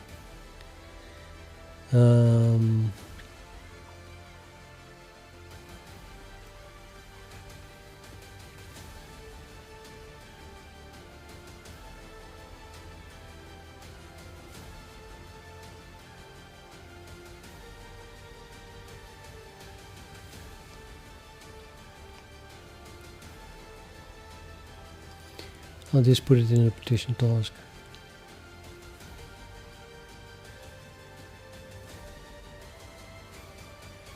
Make it dynamic. I don't know. Doesn't really matter. Does it? Does it matter? I don't know, man.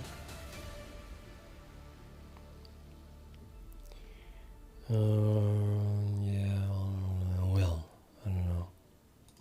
I can also put it as a constant in a class. I could put it in this class. Makes more sense. Makes way more sense. Way more sense.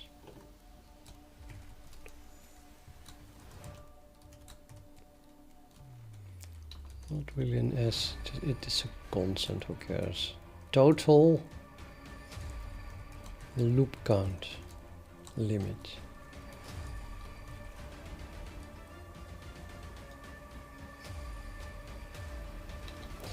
Count is an int. Let's make total loop count limit also an int.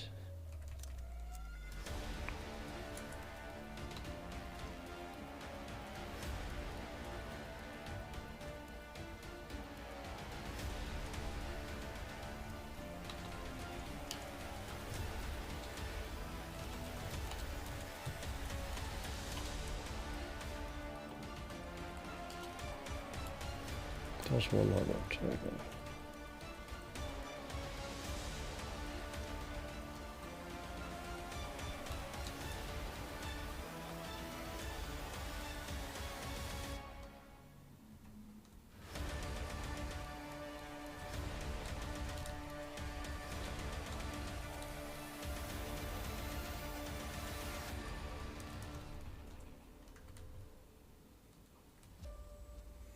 We call it loop size here. Total loop size limit. But anyway, this is inside the same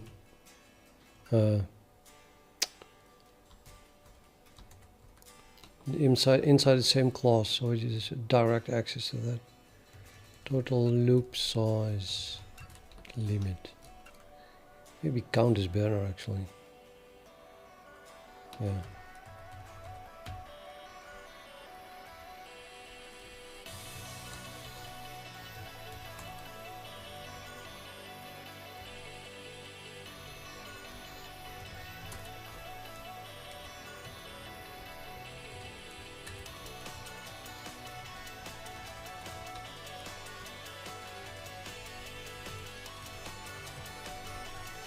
Okay, so as soon as this product goes over the limit, then we stop.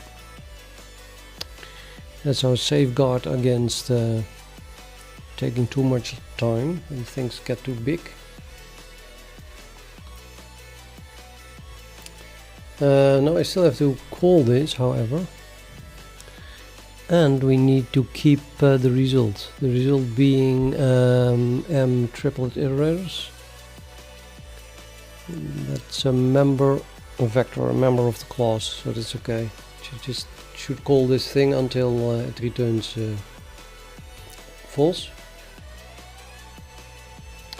And well, from the constructor,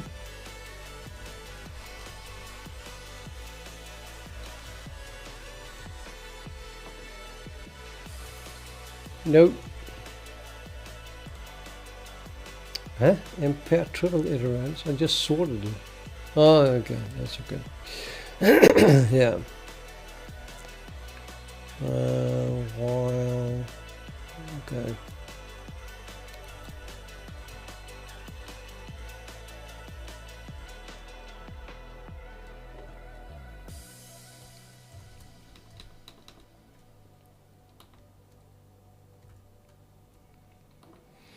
So this puts the iterators at the beginning, and then this one increases them until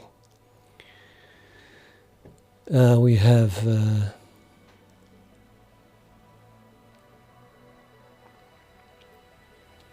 until the iterators point to the last elements that we want to iterate over, and we have a count now in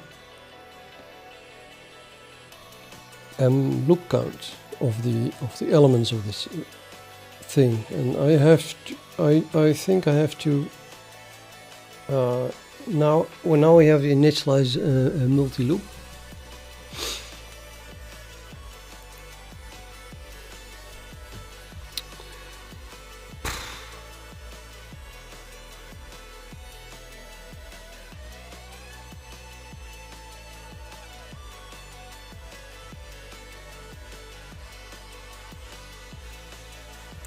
I could not initialize the multi-loop in the initialize list. I cannot do that.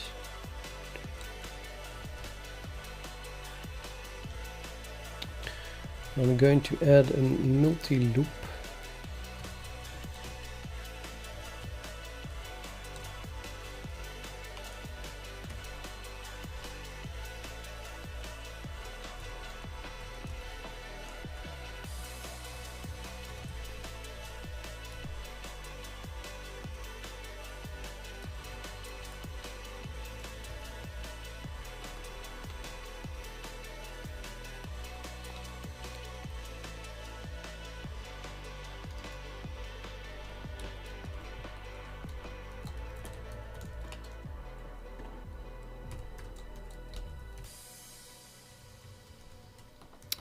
said before, multi-loop is one of the hardest things I ever wrote in terms of usage.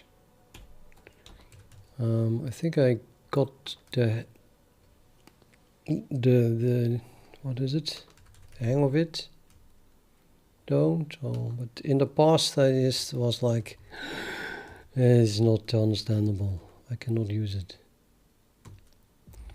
But it has some magic recipe, and I wrote the recipe down in comments, and if I just blindly copy it, it works.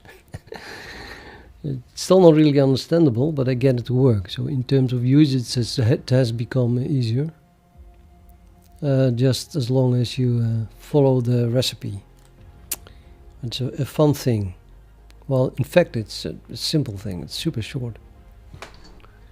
Keeps amazing me how hard it was, or is still, to use. Well, I have to try it again. So this multi-loop now, normally you have to initialize it with the number of for loops that you have inside each other. But then again, that's only being passed to initialize, and we can call initialize directly.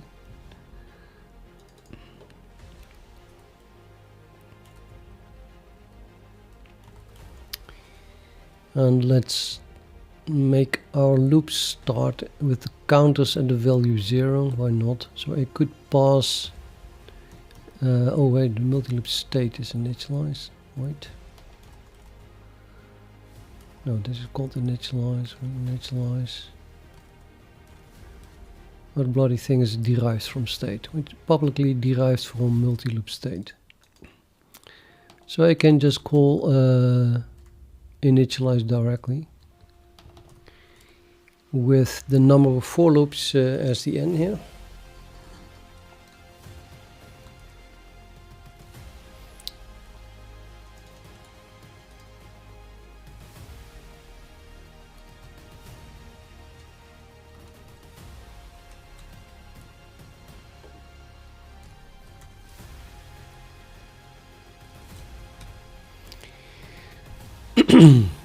Well, the number of for loops equals the number of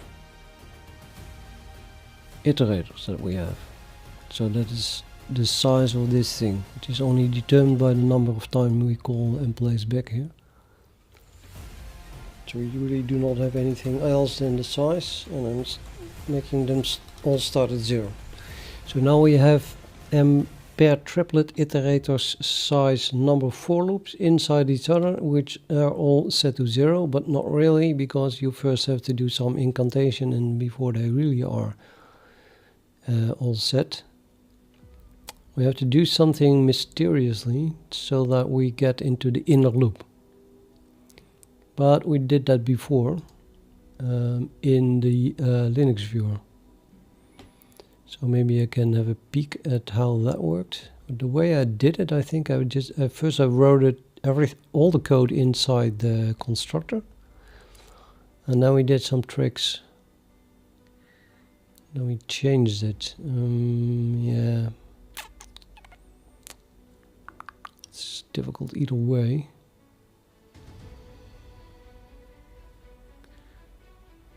And then I said I should add some specific support for this, but I didn't, of course, and now I need it again. So now I say again, maybe I should add specific support for that.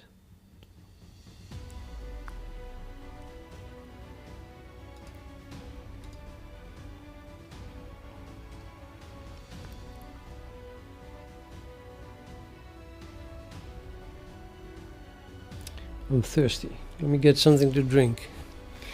You guys get something to drink too, on me, on my tip.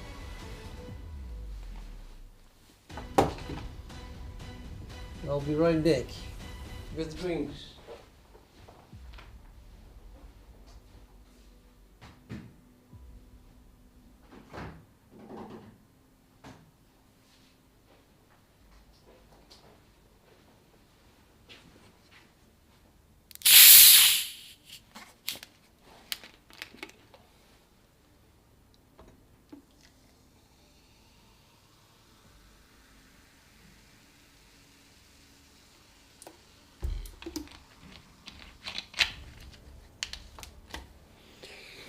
And no, it's just water.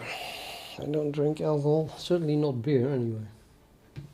Sometimes I drink wine.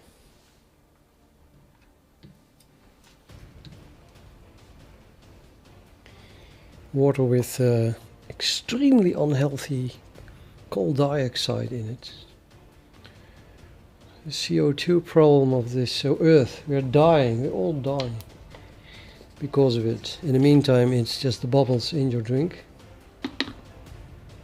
But I'll try not to inhale it.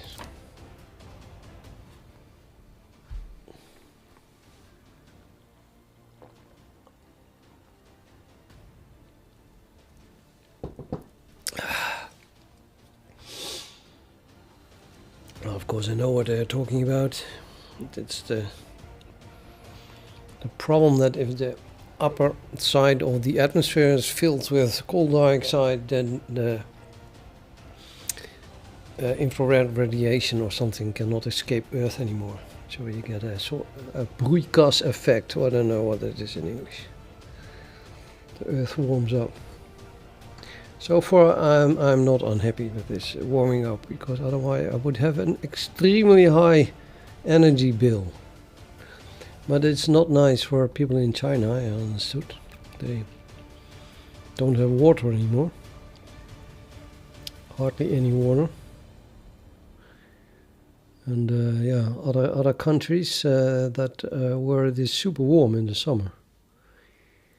That it got warmer in the summer here is very doable, and that it got warmer in the winter is very nice. But if you live close to the equator and you cannot pay your electricity bill for the air conditioning anymore,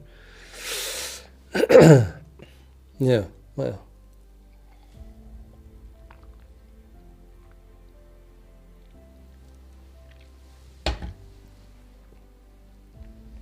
The problems of the world.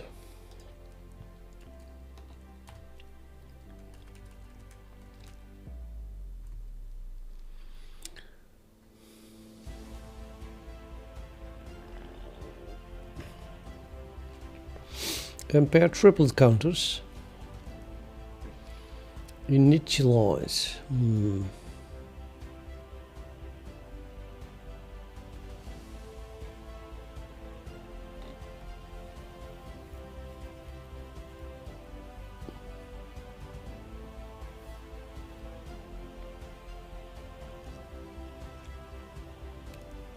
Alright, okay, I think I'm gonna do the same thing as before. Implementing the whole loop inside the constructor first. And then take it apart afterwards. Or not. What shall I do? Yeah. The alternative is looking at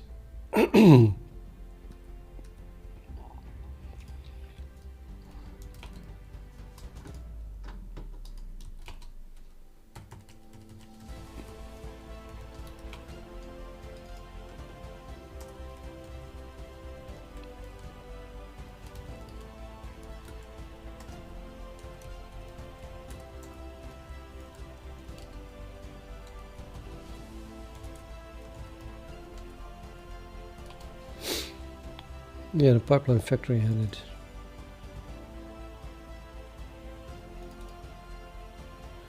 Logical device too, but I think this is the one that I needed to look at.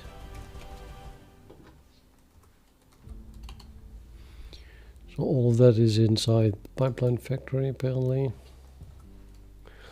So this one also calls initialize.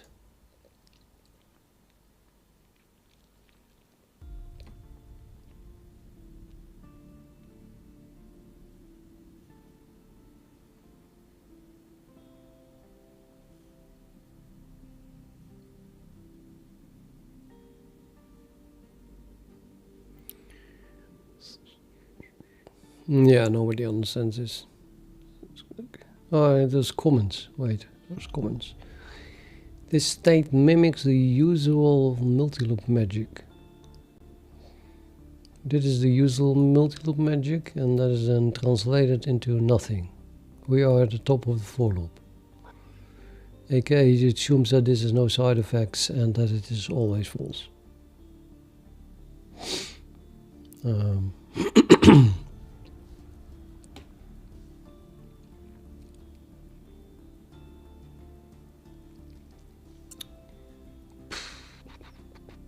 Yeah, this is a nice approach, but it's suitable for tasks. Not for what I'm doing, I don't think. Although the code is probably the same. Yeah.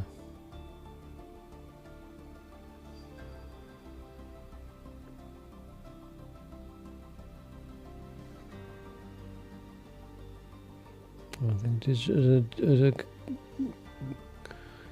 makes it quadratic is difficult to understand. If I start with this, I think I'm going back to the normal incantation and then try to do it again, as it were, split that up. So this now mimics the creation of the multi-loop.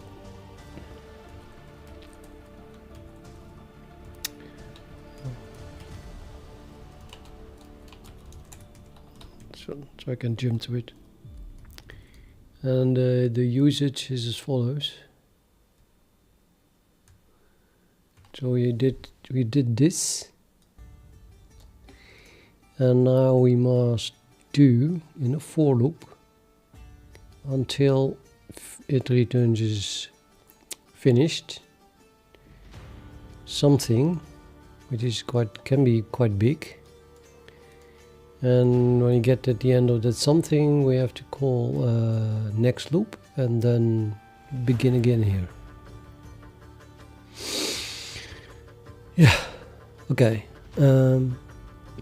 Like I said, I'm just going to copy this as if everything fits in a single function.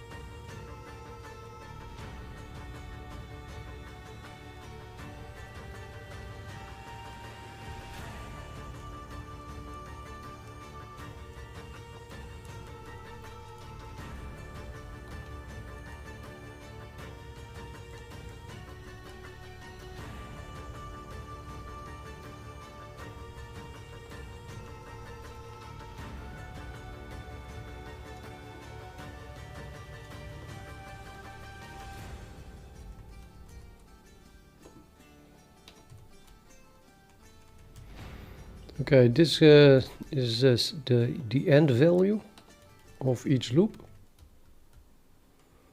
And this example, each loop runs from 0 to 3. And that not in our case.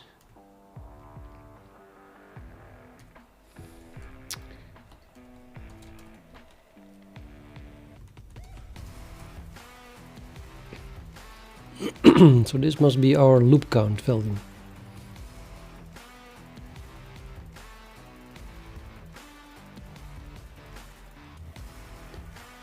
I don't think that sorting matters anymore. So whatever it has been sorted into is now fixed. So you can just do impaired triple iterators, then some index of that, and then the loop count.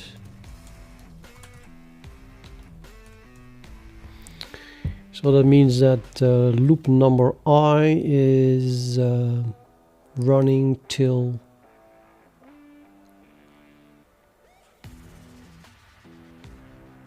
this loop count, yeah? 0 up till including. So that's the total. That is what I want. So if this is 3, we're gonna go 3 times through that loop. And the loop index happens to be equal to I think star. abused every operator has. Let's go back to the documentation again.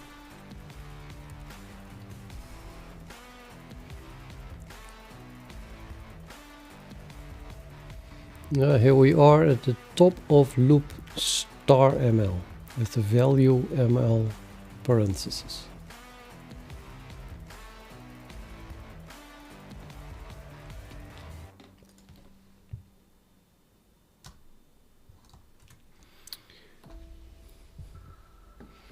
So as long as the value is less than, and this is then the index of the loop counter. Okay, so what comes after that? Let's jump to it again.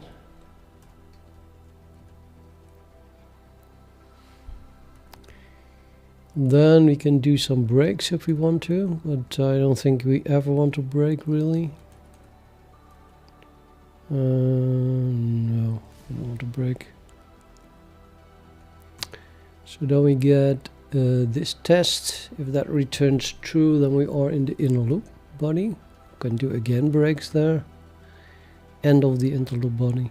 I don't think we need breaks here as well either. So I can just copy this.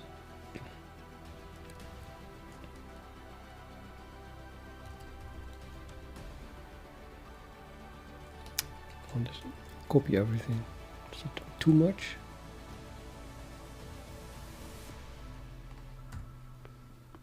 I don't like jump back and forward.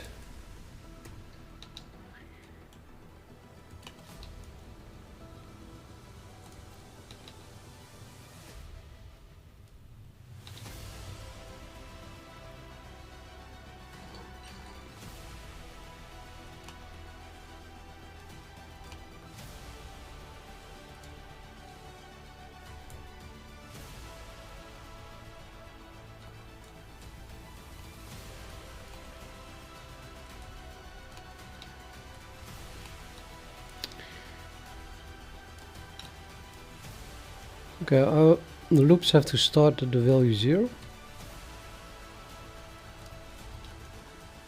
Every time we go to the top, we must start again at 0, right? Yeah.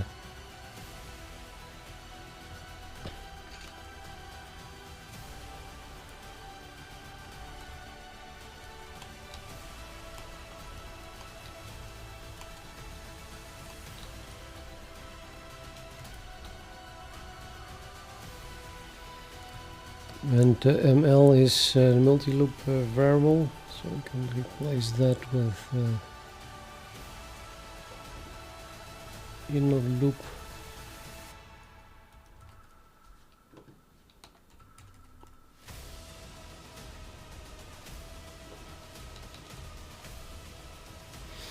Okay, this is the end of loop code.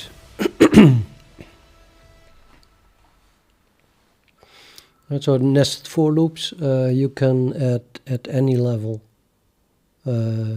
insert code if you want to, but we don't need it here either. I think I can delete this whole thing, end of the loop. End of loop does nothing, I think. If, yeah, no it doesn't. End of loop. See, just a test.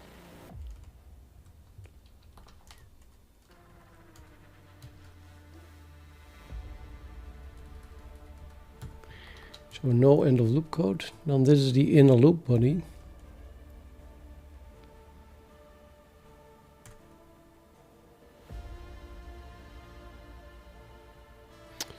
So yeah, then I have to put a return here. Painfully, but and then mimic continuing from here again. Once operator plus plus is being called repeatedly.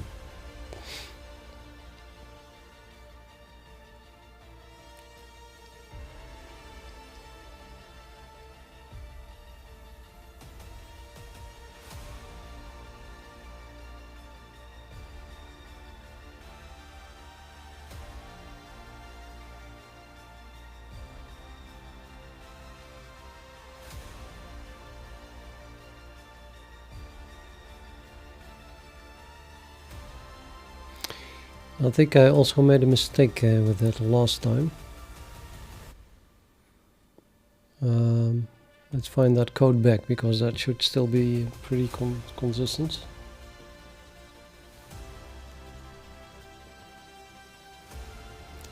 So look at the inner loop.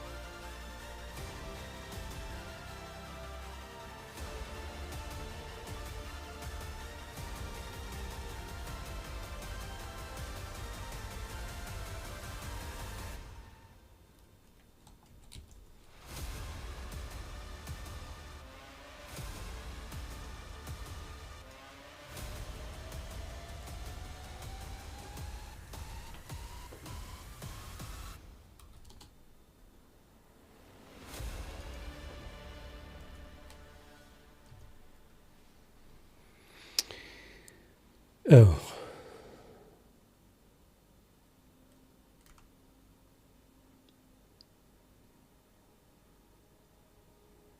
I don't think this was the one. I had a function, just like what I'm having now. There must be another multi-loop somewhere.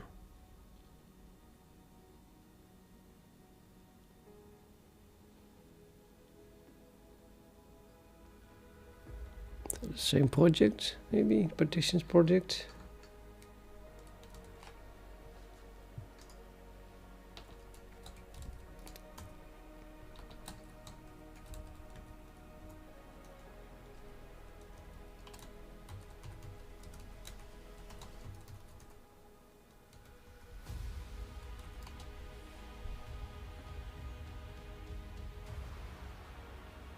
Yeah, brute force has a multi-loop. I think that was the one.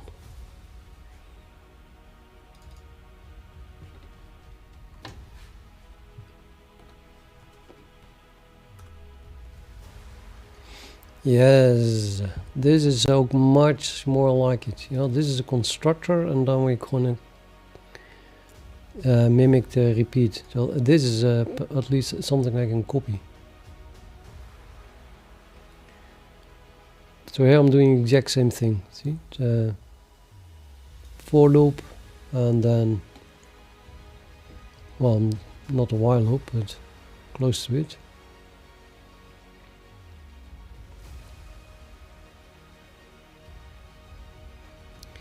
Anyway, we return from if the inner loop is true, and the start next loop set to 0.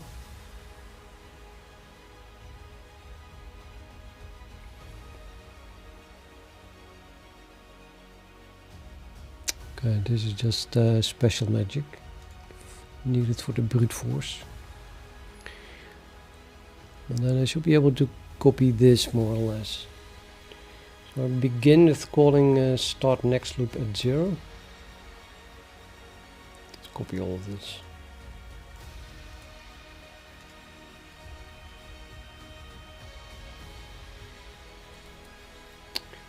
Stefan, thank you.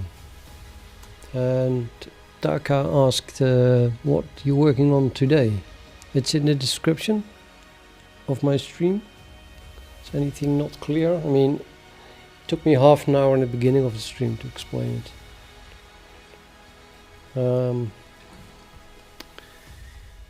I'm back on partitions, trying to fix the now renamed to triple iterator scatter algorithm thing. As you see, now I've got what I was doing. I copied something, I have to put it into, do I not have to open? No, this one. Brute force, partition scatter, constructor. I have to put it in here.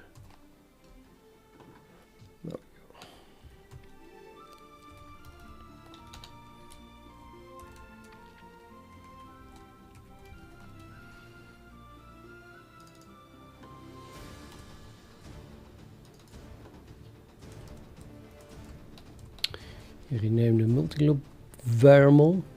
So if we did not return here, we're just doing whatever we want to do inside the inner loop body, then afterwards the first thing we would be doing after returning from this if body is called start next loop at 0. So that's what we start with here, as if we left here.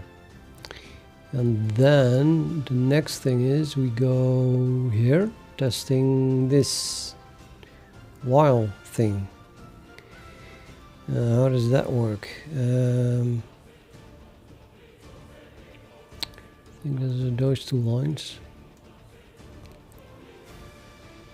I think we can replace all that with the while loop, right? Because after that we get the inner loop again. So this inner loop test is the same as that one. So these three lines should be the while loop.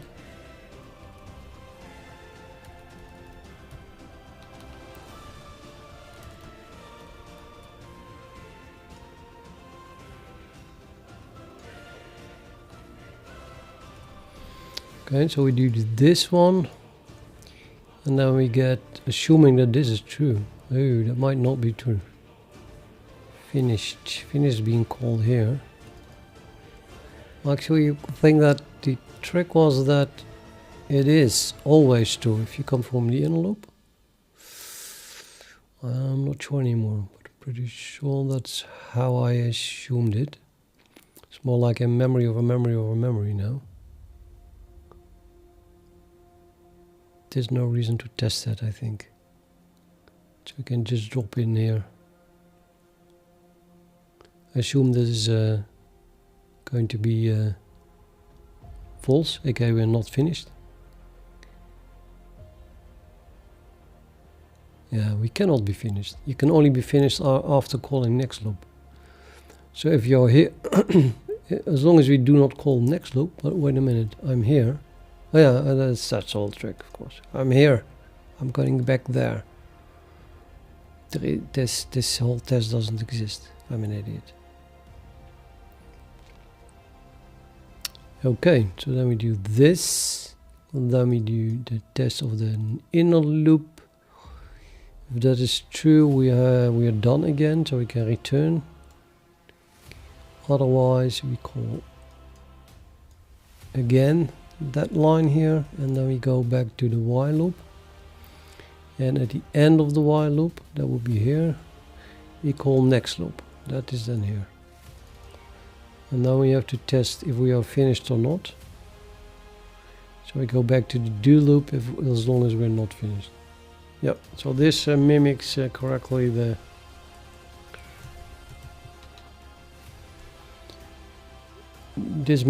as if you return at this point. So that should be a working multi-loop magic.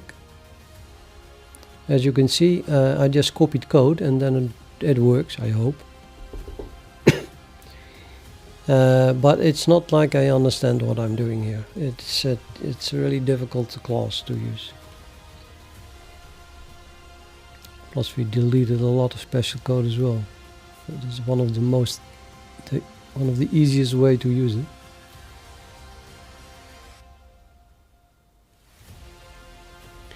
So now the inner body has been moved to outside of these calls. In other words, we can now do a PartitionIteratorScatter by creating the partition iterator like this. This returns the begin operator, and then we can call plus plus until we reach the end. And the end is reached when the multi-loop is finished, I think.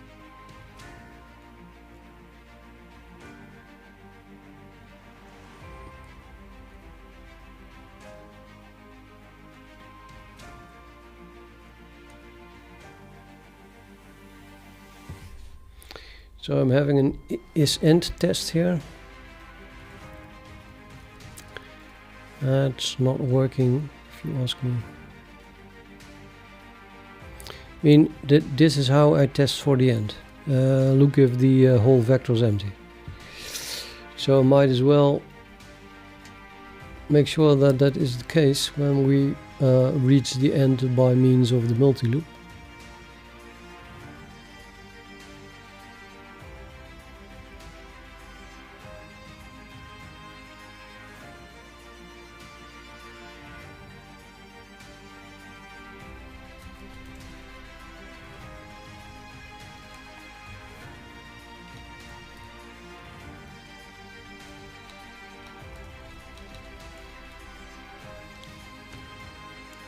Yes.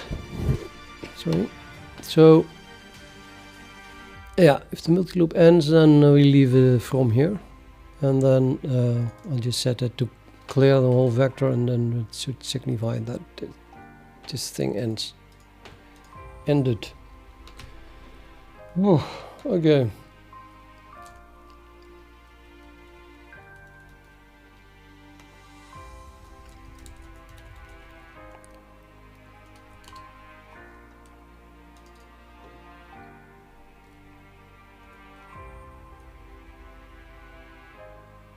Multi-loop is not known. What?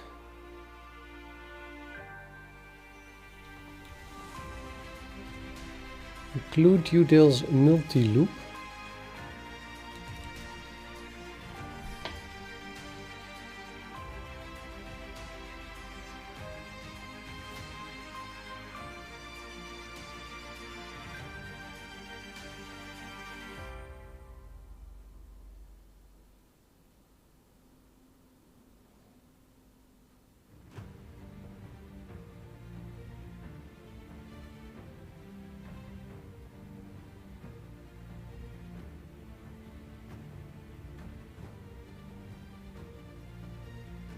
Oh, that's a good one.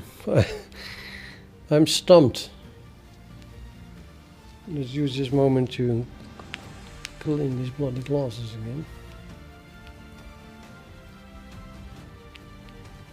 Multi-loop in namespace utils.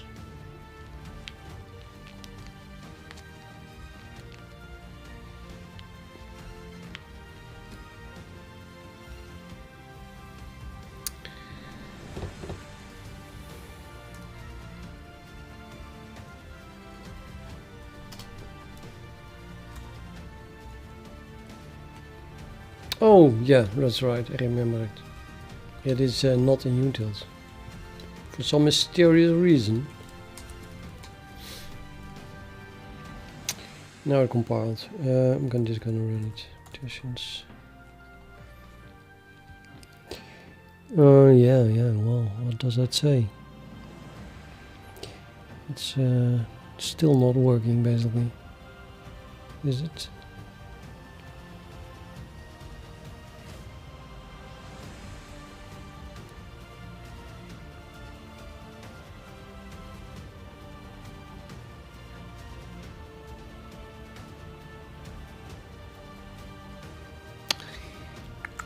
The highest score for this one is 401, I think. And 210 was the local maximum that I did run into. So I was like, why is that happening?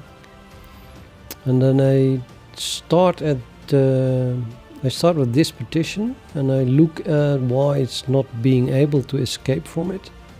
And then I thought, I understood that, I thought I just fixed that. But it's still not escaping it. So that's a boomer, and there's a lot of debug output in front of it, but of course I forgot what and where to look at. Let's begin looking at the partitions.cxx file, where we start with this partition, adf pce.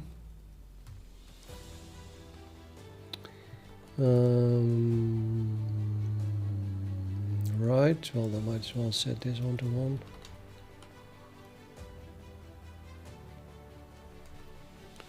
So I'm beginning with a partition filled with ADF and a second set with BCE.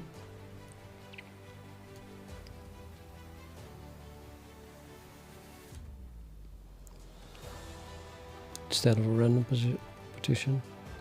And we call this function find local maximum, and that fails.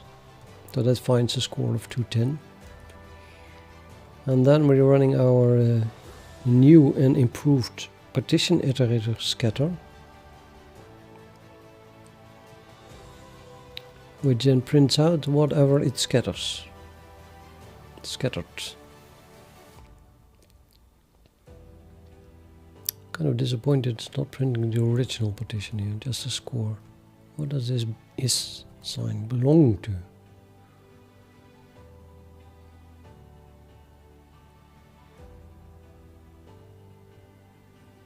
Why is it C out to begin with? Nothing makes sense.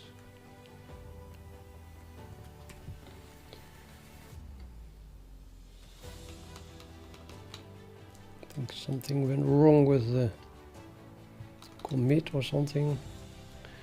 Let's change this into D out. Notice partition.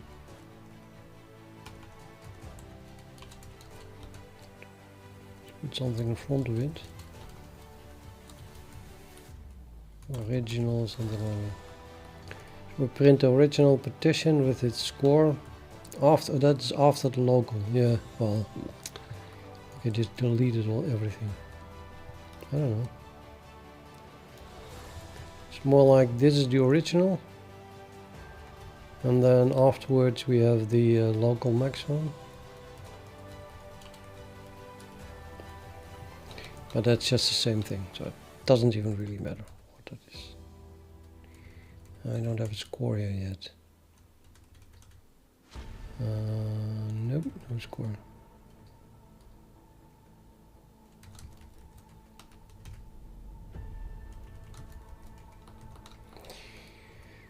Okay, then it's going to print all my scatter partitions.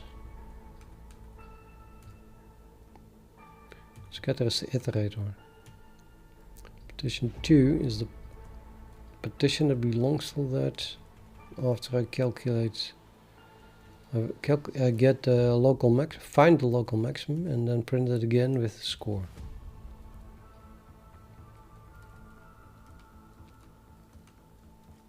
Let's call this then the scatter partition 2, and that's the local maximum partition 2.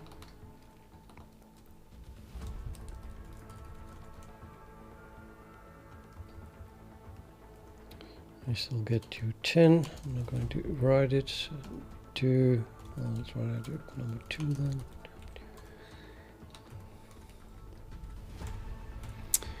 Okay, so original is correct, right? And then entering find local maximum. There's a lot of data.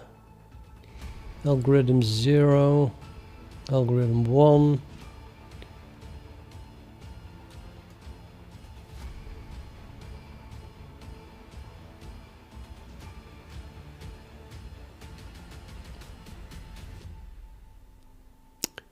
Whoa, okay.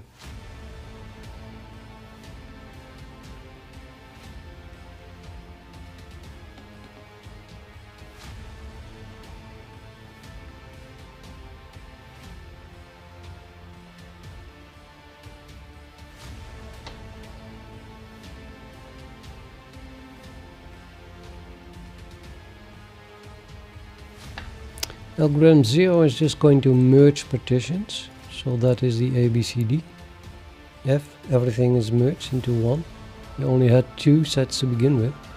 So if you merge them, this is the only thing it can do, algorithm 0. You get this, which is minus infinity. We don't want that. Then it's going to do algorithm 1, and that should move one element out of it and then try to combine it again into something that's worth more.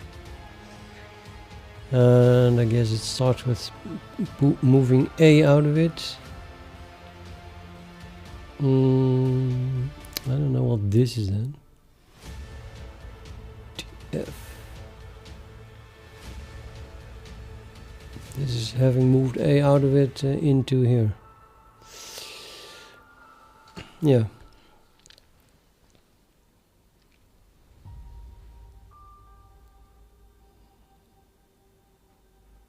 Oh yeah, right, of course. So it's removing a single element, and then it is first it tries moving a into that set, and then it moves a into its own set. Then it goes on with b. So it removes b and moves it in there, and then it moves b in its own set.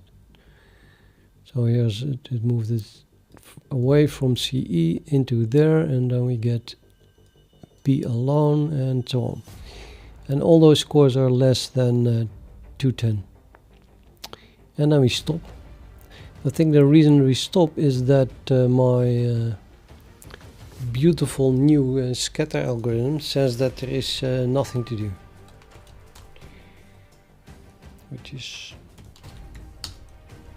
pretty disappointing.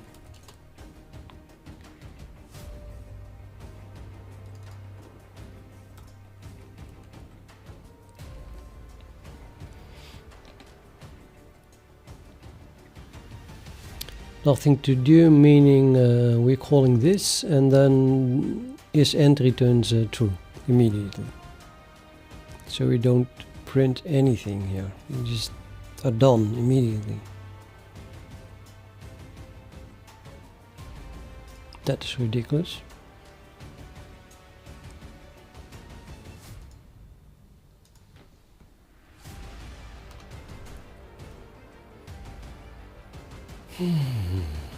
What does sPartition do? sPartition is a method of partition, which is partition, which is this thing that should construct a PartitionIteratorScatter by passing a partition. AKA we're calling this one, out entering.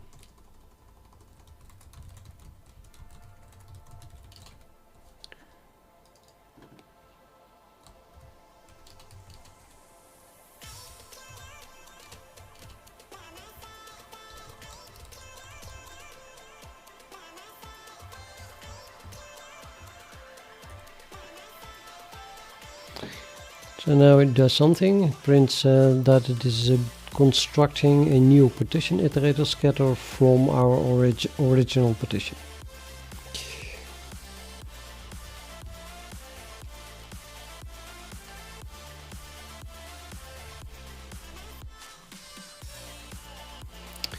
And I guess I have to step through this with a debugger or something, because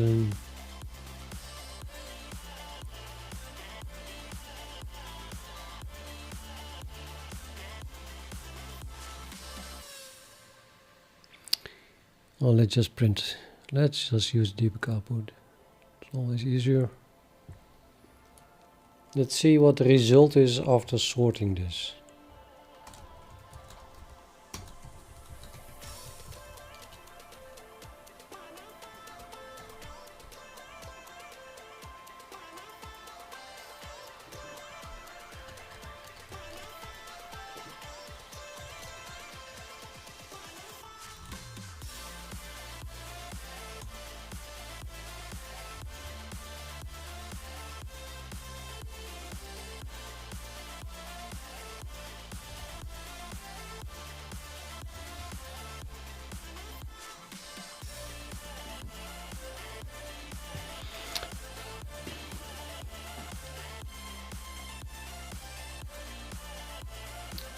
Okay, we have two of them.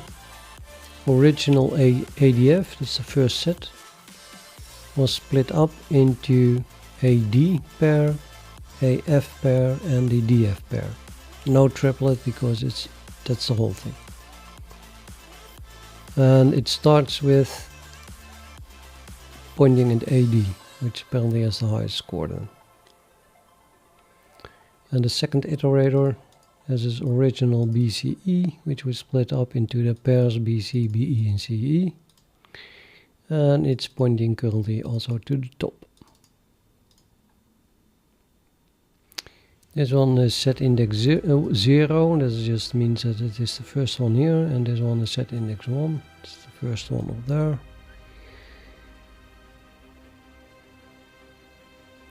the loop count is set to 1 in both cases. That is totally incorrect, of course.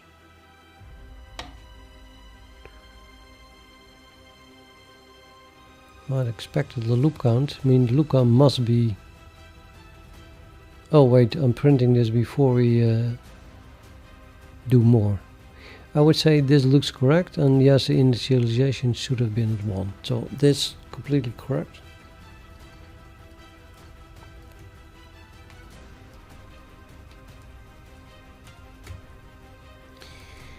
Then we call increase loop count until it returns true.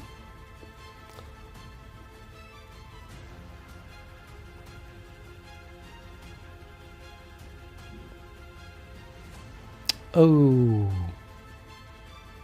no. What? Wait a minute.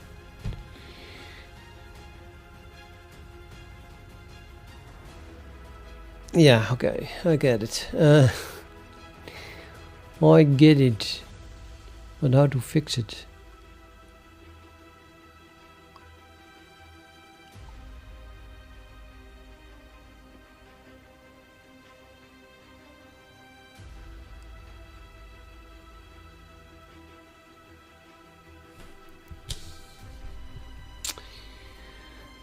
How to fix this?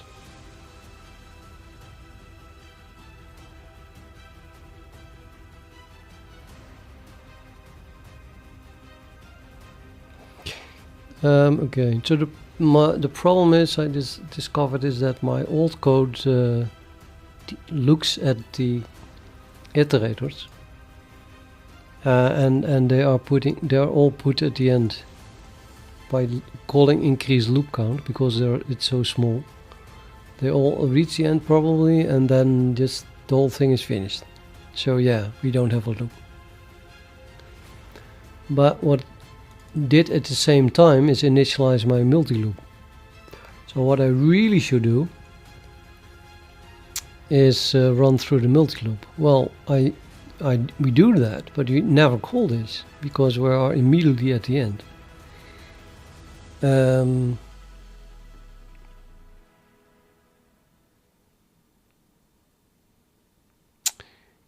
This is just nonsense.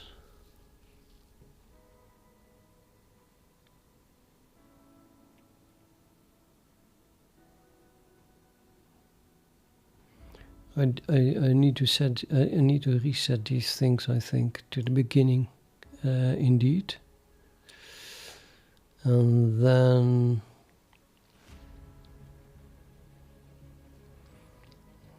no, I don't need to do that. My whole is-end is just wrong now. I mean,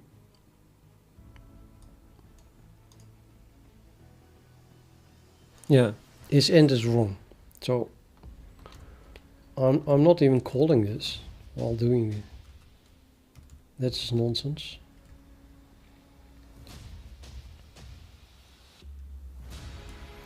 The increase loop count. Nobody knows why it's not highlighted.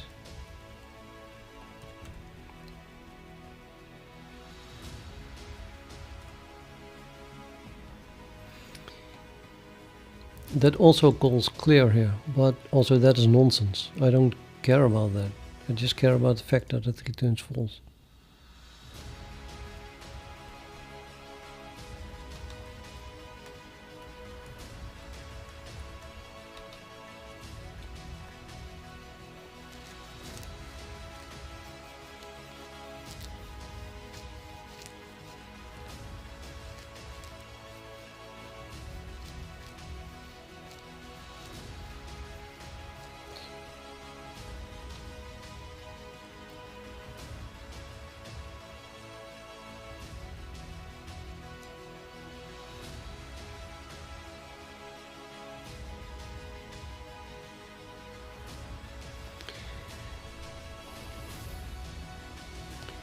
I think I cannot go further than the end of the multi-loop.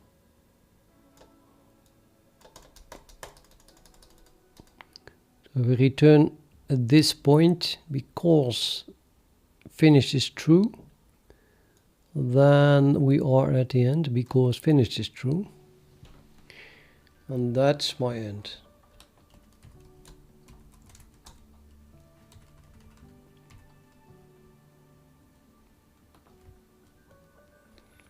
This is a different is end. So is end of the pair tripled iterator scatter. Really talking about a partition iterator scatter is end here. This one.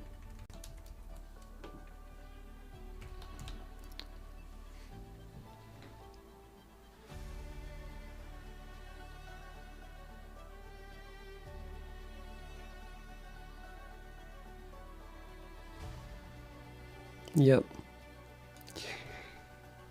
And then I still have to rewrite this operator here.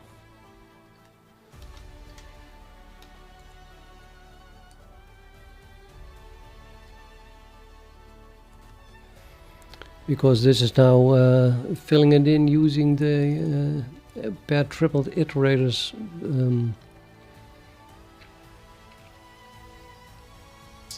but I should use my multi-loop values.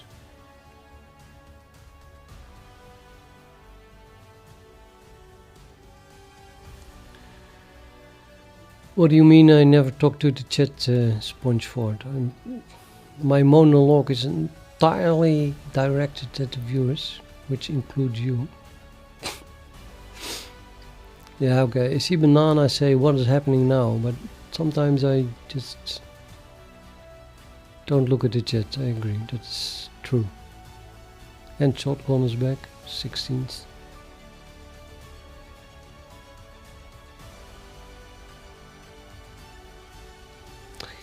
And the guy Ian Shenson something said, wait a minute, you said you are a hacker. I thought hackers don't bother develop graphics libraries. Well, that's the media's idea of a hacker. But when popular media talks about hackers, and I guess the masses that they're not into computers, they immediately think about someone with an anonymous mask on and a hoodie. The movies too, by the way. But it's not what hacker meant originally. And I fuck the masses in the media. Don't touch my word. I'm not going to let the words be redefined. Hackers had a meaning. Nothing like breaking into computers or circumventing security. Nothing to do with that. Call them crackers or script kiddies or something like that.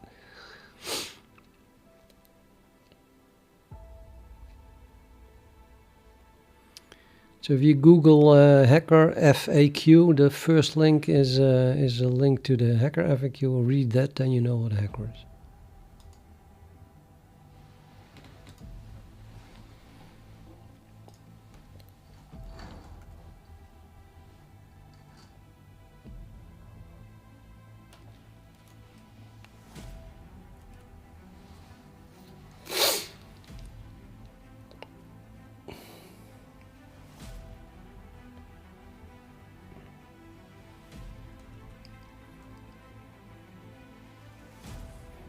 Or you can watch my streams, you know it too.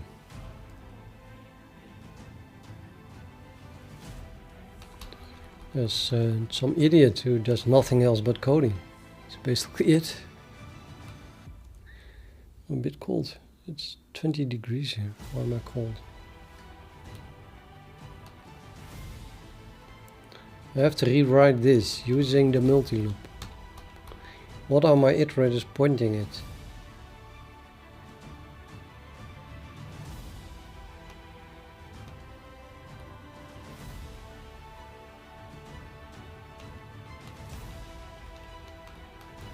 They're not really pointing at anything. Pretty annoying. Pretty annoying. They're not pointing at anything.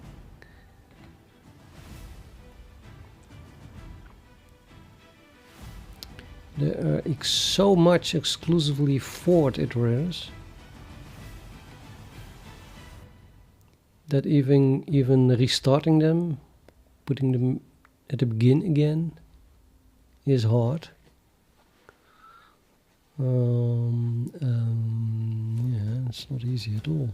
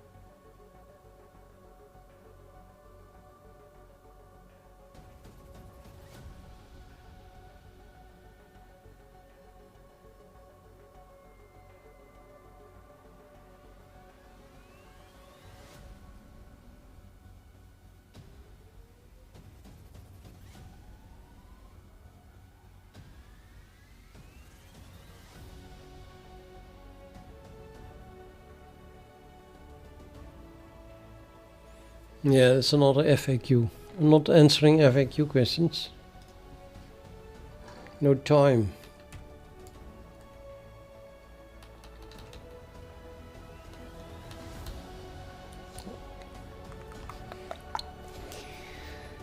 Another reason is if I remove this std, I think that it is a rotate that I wrote myself. And this way I know it is part of the standard. That's so much more benefit than saving 5 characters. I'm not scared of long names, as you can see. The longer the better. Then you can see what it is. Important is that you use no abbreviations, only correct English grammar. You use whatever you come up with, which is the most logical name, so that if you forget a name and then later you have to recreate it, you come up with the same name. That is the idea. You only use the same name for everything when it is the same thing. Which would be logical if there is only one logical name that is for that thing that you would come up with, then you always use the same name, of course.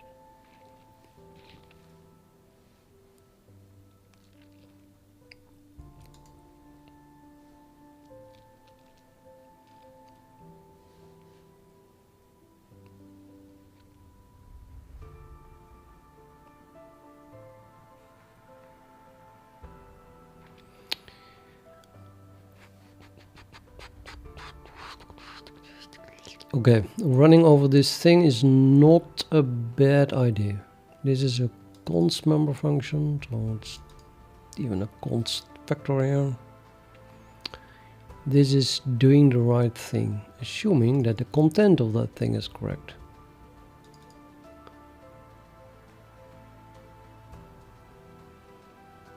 So this thing here must point to the right elements and then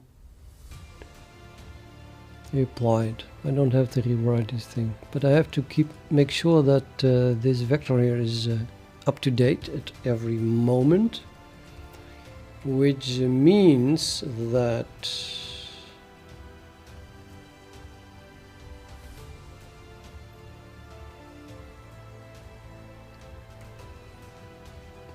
immediately after returning from the constructor they must be all begin, which they are at this point before I call increase loop count.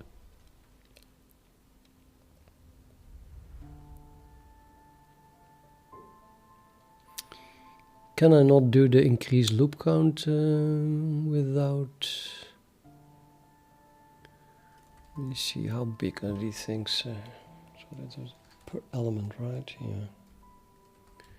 They store set iterators. Set iterators. Int is not that big. Set index also not. Per triplet iterator scatter. I really need. I need a ctex. How large is this thing?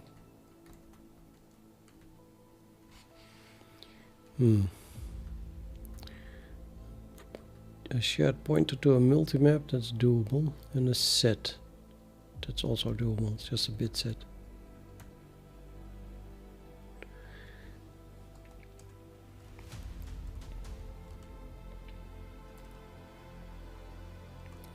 I guess I should be able to make a copy of it.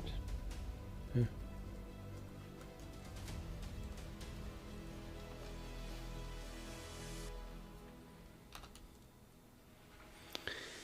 If I make a copy of it, I would have all the begin values.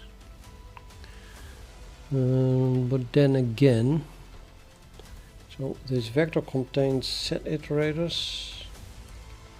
The loop count should not change anymore after that call. The set index also not. We're not sorting it anymore. So the only reset I need is on the pair triplet iterator scatter thing, which is really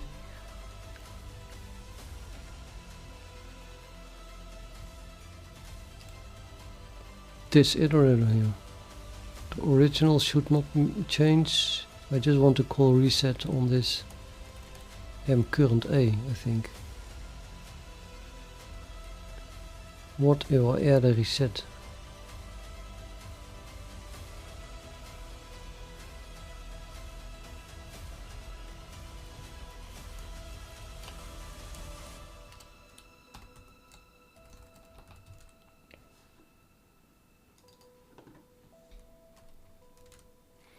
Oh, but I'm testing is end by testing if it is empty. So we do change M original. That would be not a good thing then. I have to change that too. But okay, if I want my reset to work, I should be able to do this.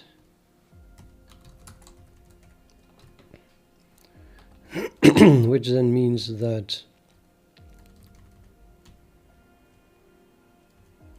is end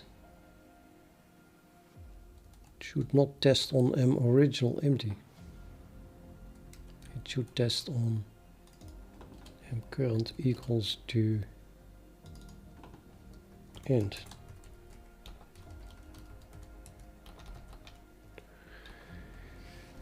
Which should be the case for the end iterator, which is default constructed, in which case I'm putting in M original with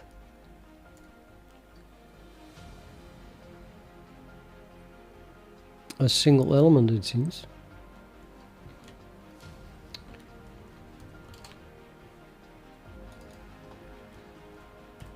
So let's just initialize this with end.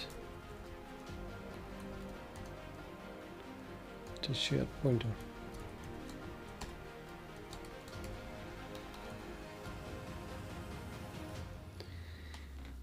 No, that's nonsense. The only way you can test it is when the pointer is not null. Or separately test on that it is null.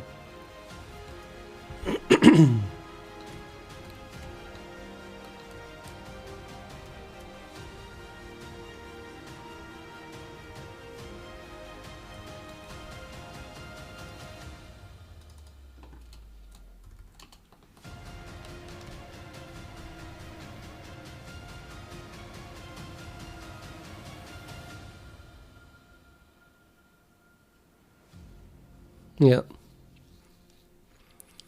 So if we create an AND operator, then this holds. But if we create a...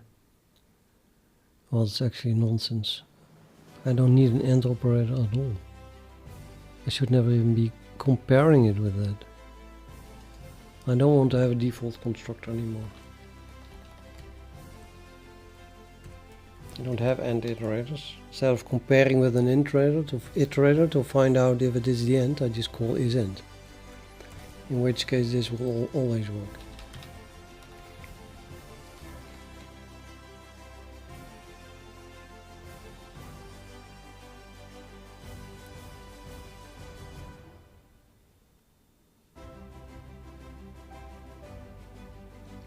Okay, and let's assume that works. Then we have a reset now in PartitionIteratorScatter. So now I can add a reset here.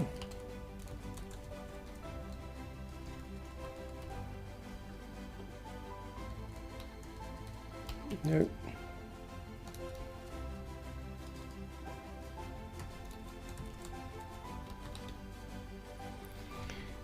Call reset here. We leave everything alone and just reset the internal iterator, because the rest should stay the same, I think.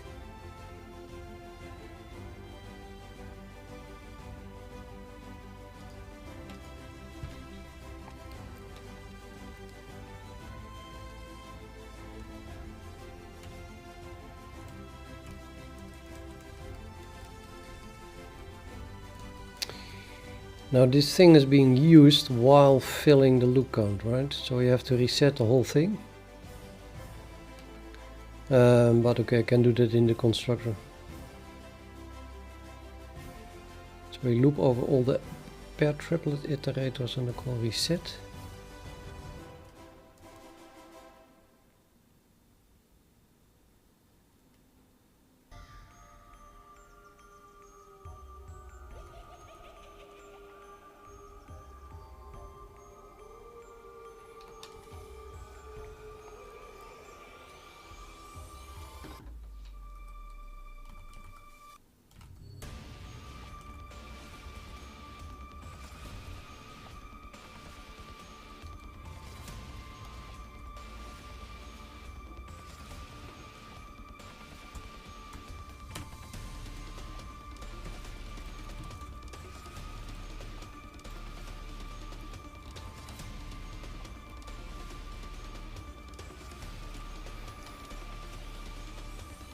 So now they're being used here and then they end up all at the end.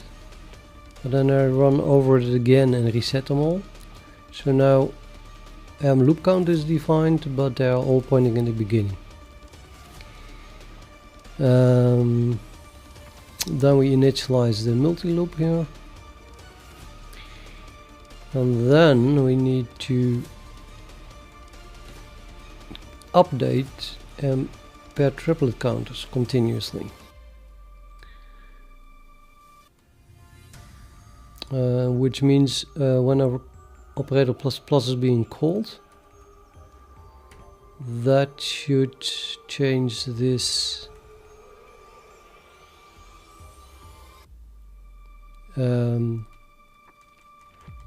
vector. This is no longer called, it was already called. And this is doing the right thing if it is being updated correctly. So yeah, the only thing you have to change is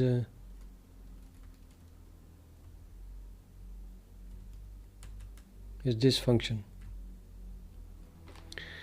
This function must change that. And now it becomes difficult because there's multi-loop again, and now we have to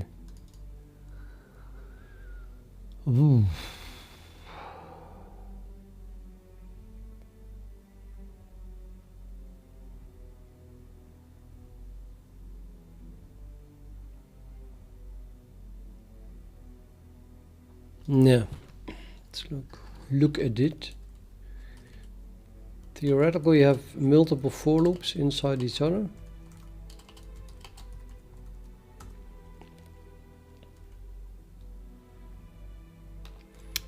And this is then say loop 0, this is loop 1, and this is loop 2.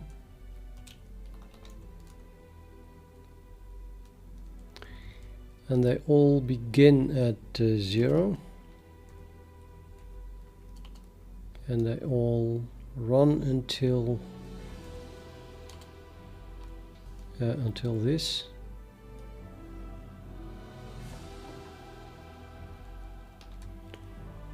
Where this is then 0.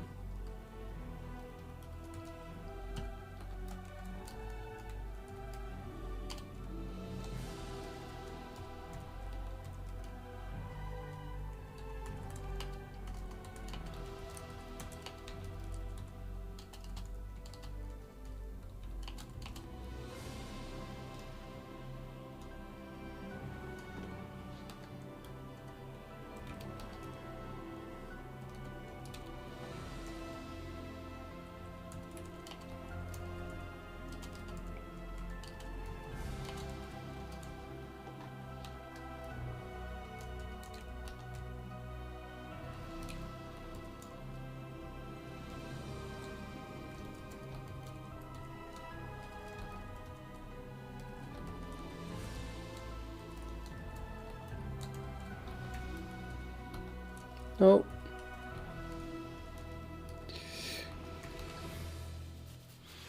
Right, with an arbitrary number of for loops. I mean, I don't know how many for loops, but I think 3 is enough to understand how it works. This is what we have, and what I need is to update and pair triplet iterators. But how? I think that's an end of loop code thing.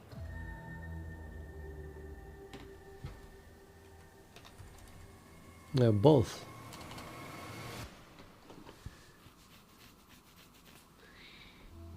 So this is the inner loop.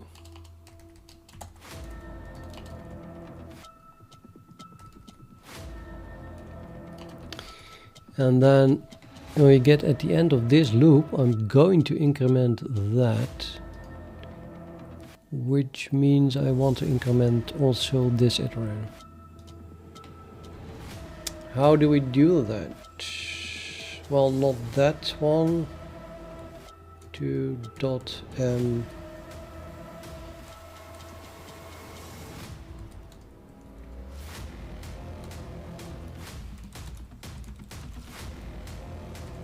I think this one.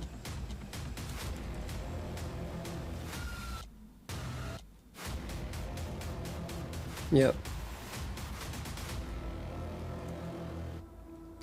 And that has a plus plus iterator.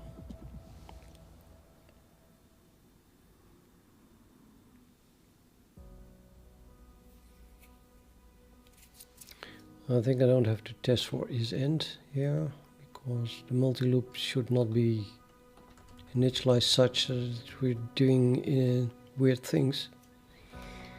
So we can just call this plus plus operator.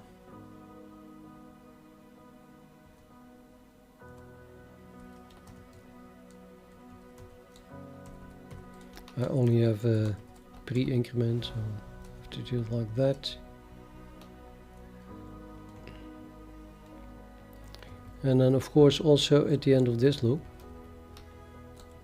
but then with a 1. And at the end of this loop, but then with a 0. Plus we have to reset them. They are already reset at the beginning. Maybe that's not even necessary. I can just reset them at the top here. No, yes, I can. But then I have to change the upper loop as well. And then I have begin of loop code as well. Maybe just try to do it at the end only. So what do here we need a reset, I think, for this one.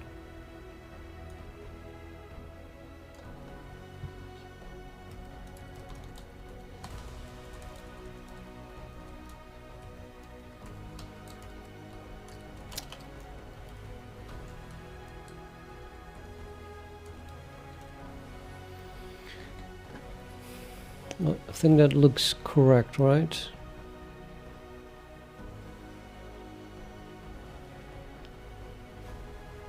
So at the end of the inner loop we call this, and then we are really done at the end of the inner loop. And if then we continue, then this thing has been moved to the next one as well. And if we do not continue, we reset the same thing to the beginning and we increment the next one. So we might do an increment and then a reset immediately for nothing. There's an easy fix for that.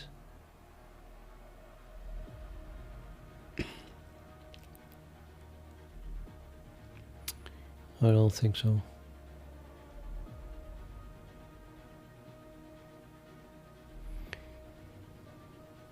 Now it is possible that the iterator is pointing to the last element, but it's not possible that it is pointing to one past the last element. So this increment should always be possible. At most now it is pointing to the to the end, aka one past the last element. But then also L2 should reach M loop count.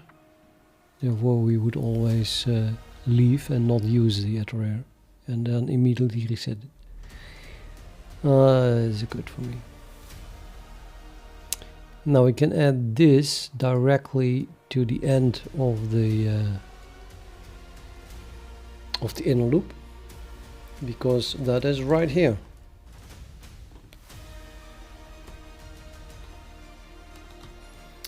Where this 2 equals yeah, the size of the multi-loop -1, or just m per triple iterators end.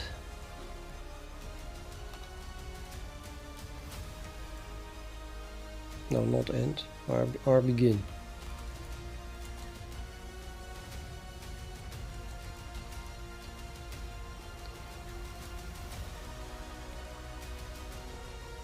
This is R stands for reverse, so the reverse begin is the last element. Oh, it's an iterator, so I have to dereference it, and then we get our access our per triple iterator and increment it.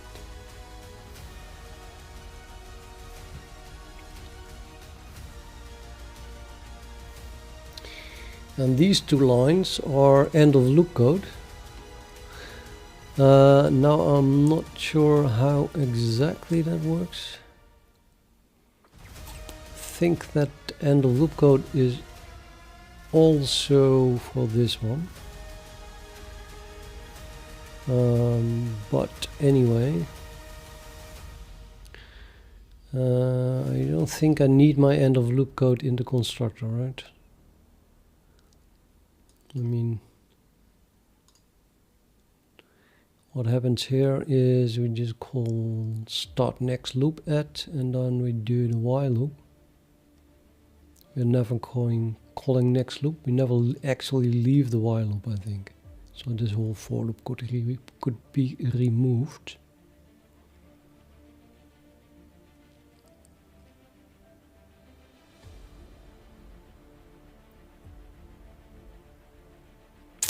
Theoretically. Yeah, and the end of loop code goes after the while. So since we never leave this while really, we don't need it. But if I don't need that, then I might as well be honest and just delete all of this.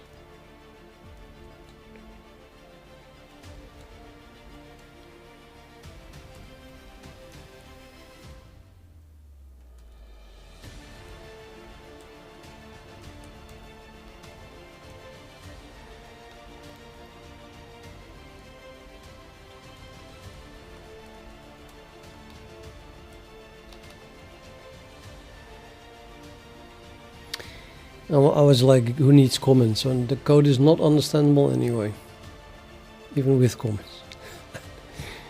Yeah. Okay, I'll add that it is multi-loop code. It's already trivial actually.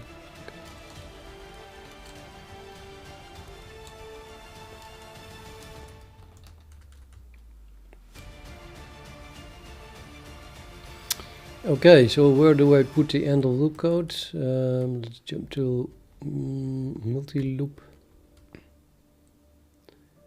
End of loop code goes here.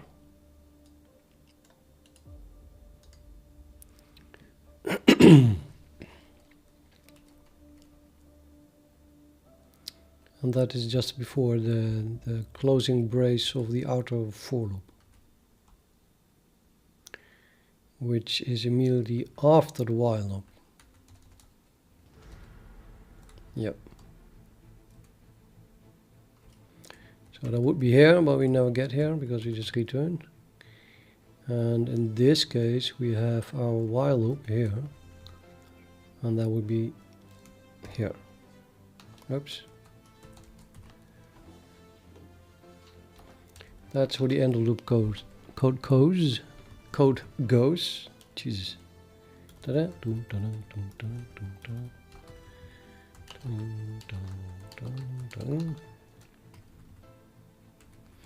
This is the end of loop code for loop. Right, so now we know the loop. And this is the end of the 0 loop, I think. So if we copy this, we assume that 0 is the loop. Then I'm pretty sure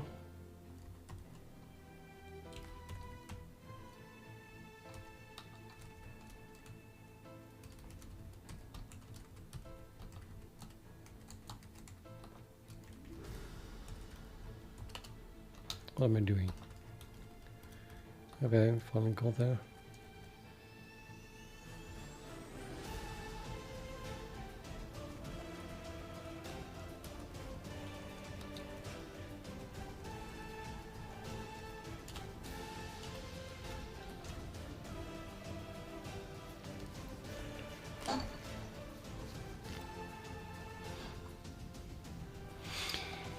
That begs the question, is this a loop plus 1 then never too large?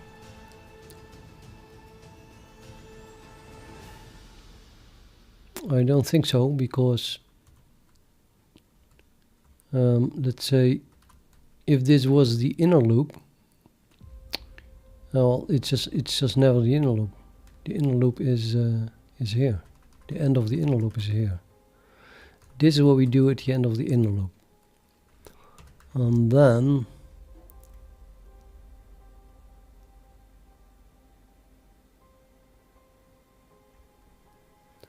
we do while the inner loop counter has not reached the end. Well, is this the inner loop? Yes, return. So if you just enter, we always return, unless the inner loop reaches the end. But in that case, we are no longer in the inner loop. Oh, wait. Yes, we are. That is then the end of the inner loop. Okay, so if loop plus 1 does not exist, then we should not do this line. We should do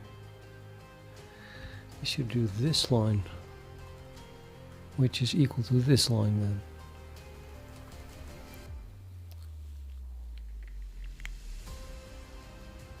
Yeah, but that line needs to be done twice. I remember that vaguely. Just like we do the start next loop at? No.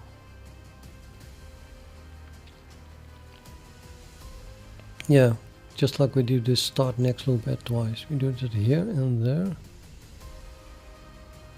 It's quite confusing. Definitely have to start with that, yeah. But then do I do it again when I get here? No, that makes no sense, man. This is end of loop code is the what comes after the loop. Right. Okay. So suppose we are in the inner loop. What is end of loop returning? Or ML, by the way, is my multi-loop variable. End of loop returns continued, no, I guess. Current loop minus 2. To return true when we are at the end of a loop, but not the inner loop.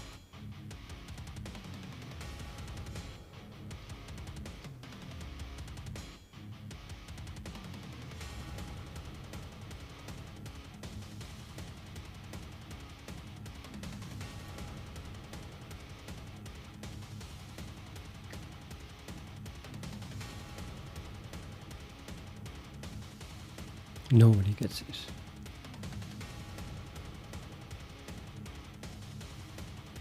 Seems the comment is wrong anyway. Return true or return an int. The comment is incomplete.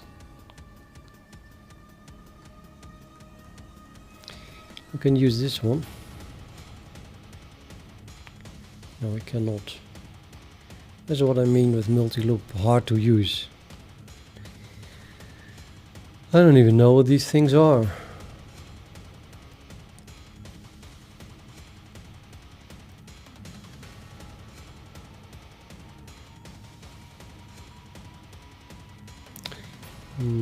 I think that current loop is 1. Current loop is an index, I think. And it is 1 for the outer loop. And 0 when we are done.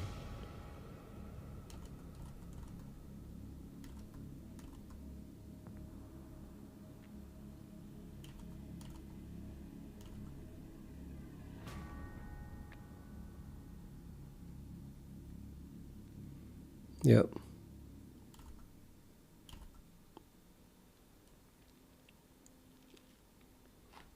There's also here. The star returns the loop counter, starting at 0.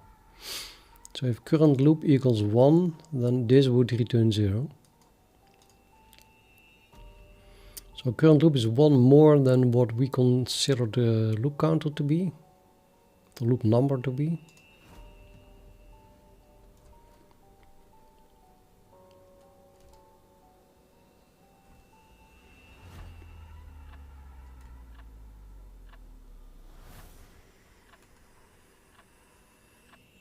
Yep.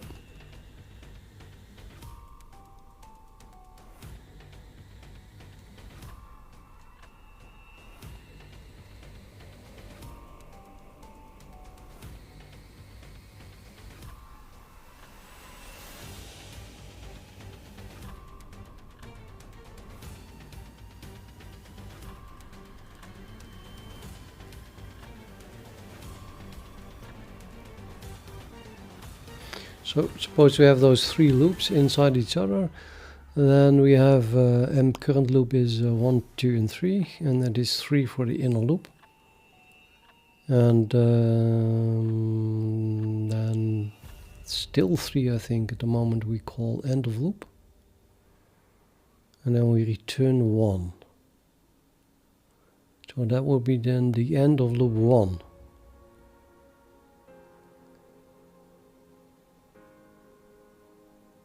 Which is before the closing brace of loop 1 and after the closing brace of loop 3. Sorry. Yeah, well, the inner loop.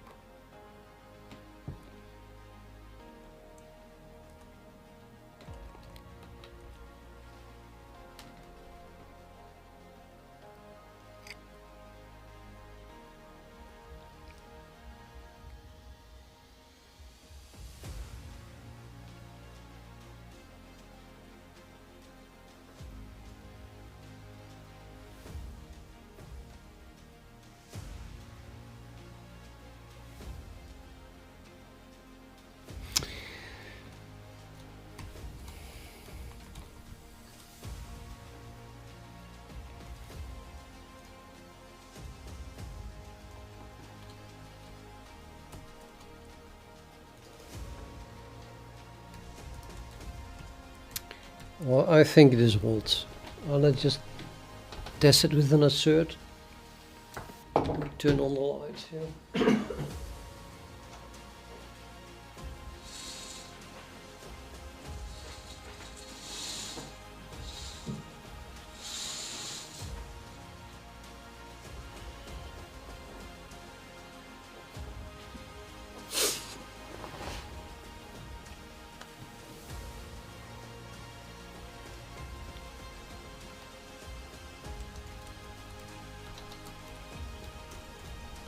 Damn it.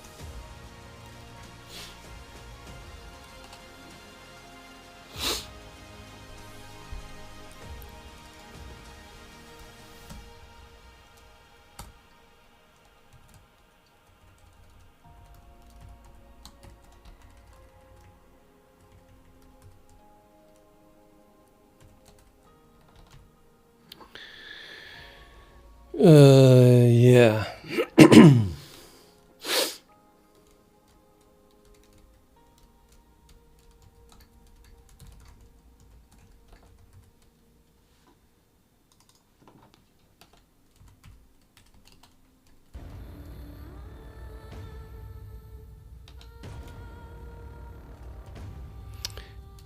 Commented out.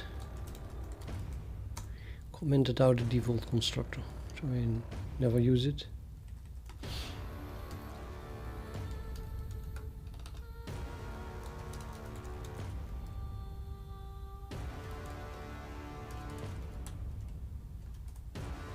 .401.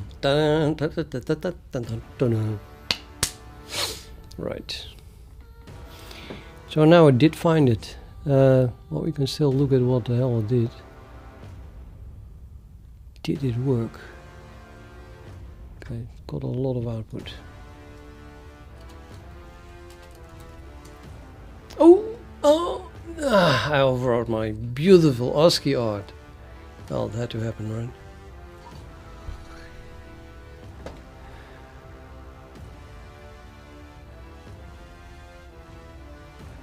Can you remake CPP Growtopia using C++ programming? No.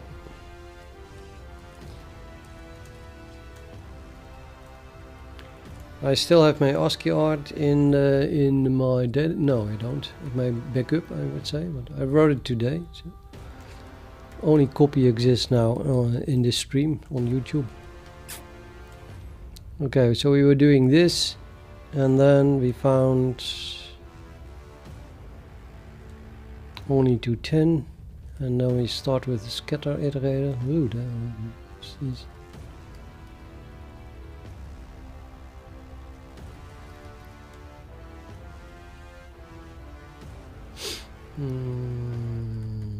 Okay, scatter iterator. So again, for those who were here already 2 hours ago, or when did I start? We have two iterators, and one is going to run over the sorry, we have a partition like this. We can create pairs A, D, A, F and DF, and that's what we're going to run over here with this first iterator. It points now to AD and it's going to do AF and then DF. And this one can be divided in BC, BE and CE, and that's currently pointing at CE. And then suddenly we have another one.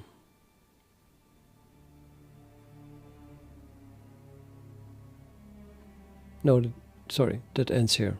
Blah. Two iterators.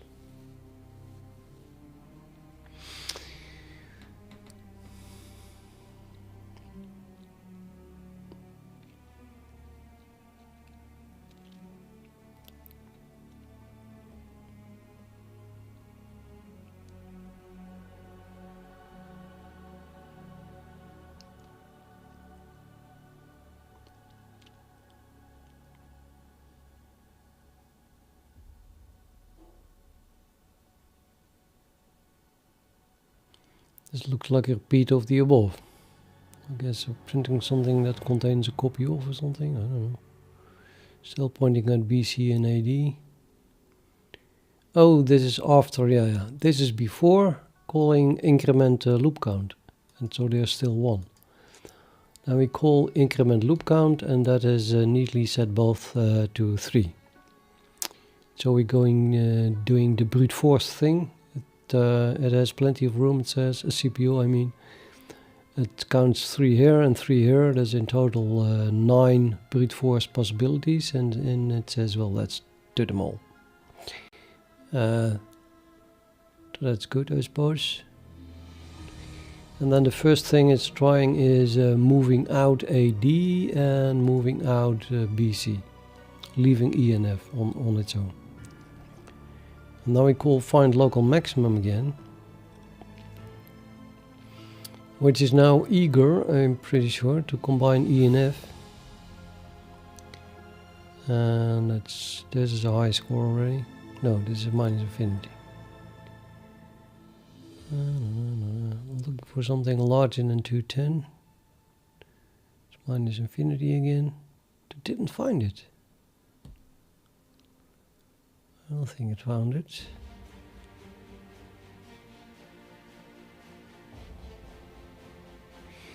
Nope, okay.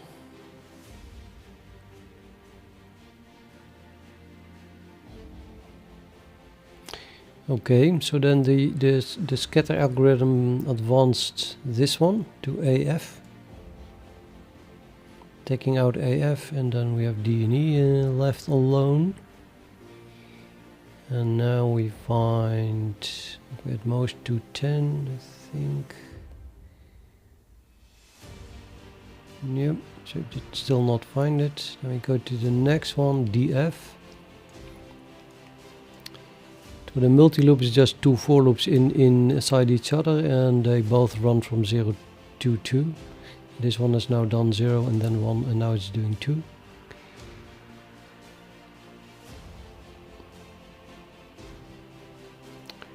Still nothing.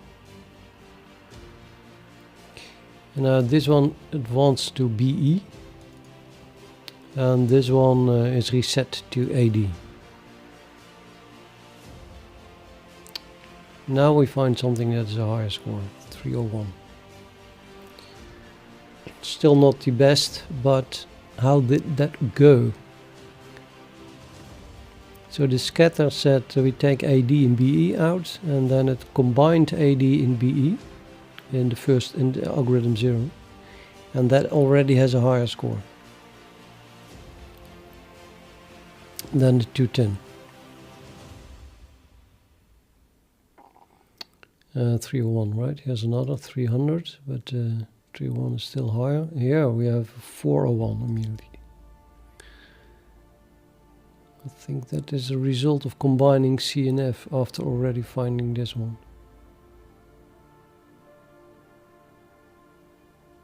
Well, then we're done. It's never going to find anything higher anymore. But it doesn't know that. So next is go to BE and AF. And then to BE and DF, and then to CE and AD in the next one. CE and AD, yep. And then we only get 2 more, namely this ticks on CE, and this one goes to AF and then DF. Yep, AF and DF.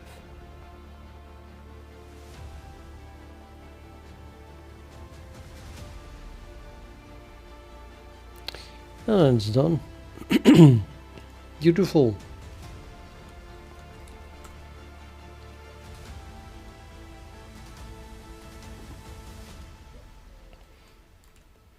So I think, I guess it's now time to test this on something large, because now I did just everything brute force. And that's not why I did all this effort.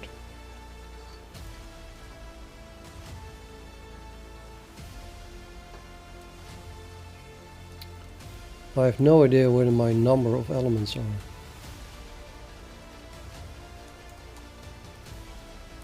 Now I do. Let's put them on 16.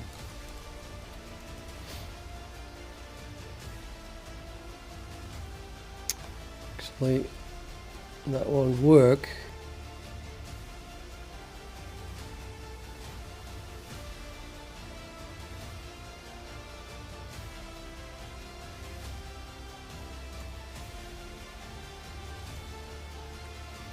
Delete this because it just works. Well, maybe I need another one, test thing.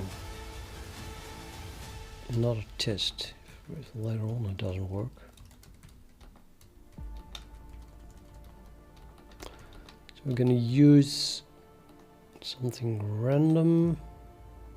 I think this can also be changed back to a number of elements.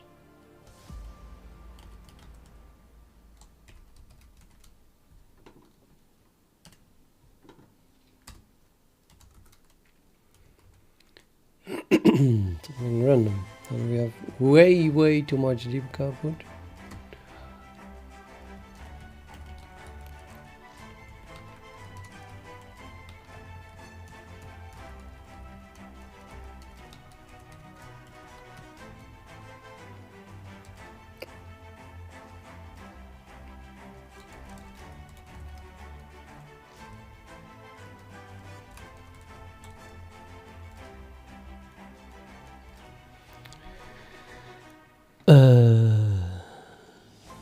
Still too much debug output? I think so. Yeah.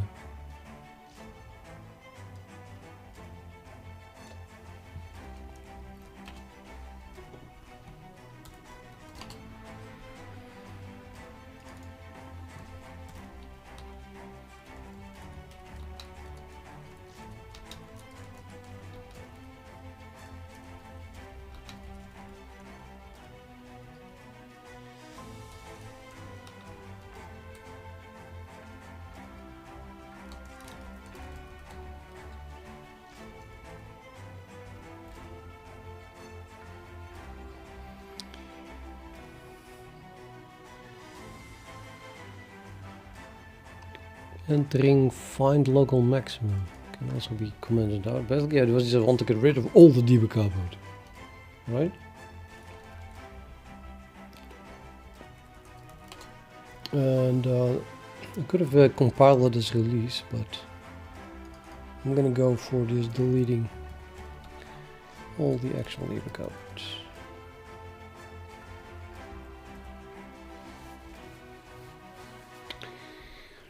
Right. Can hardly call this too much, but it still prints the pair triple iterators. Original is this, and then we find all these triplets and pairs. And damn if it's not going to run over all of them.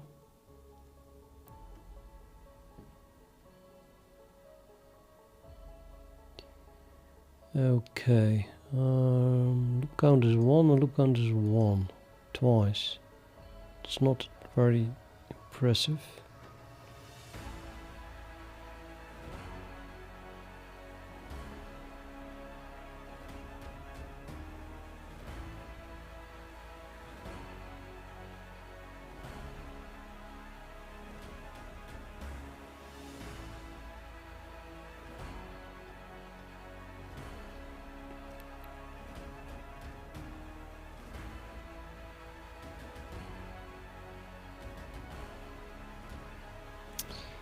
Yeah, I don't not understand why I'm not getting these things twice.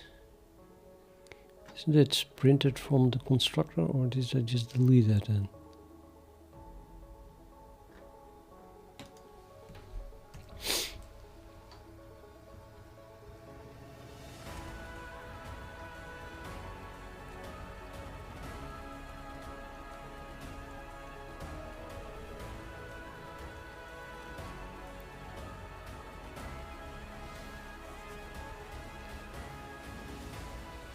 Because I deleted it.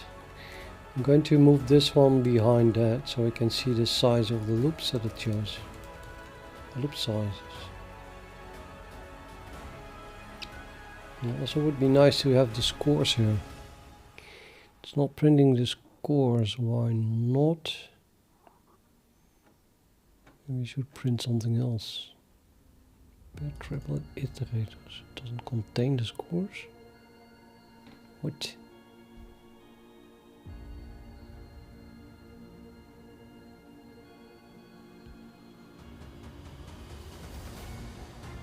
Well, the first is the score.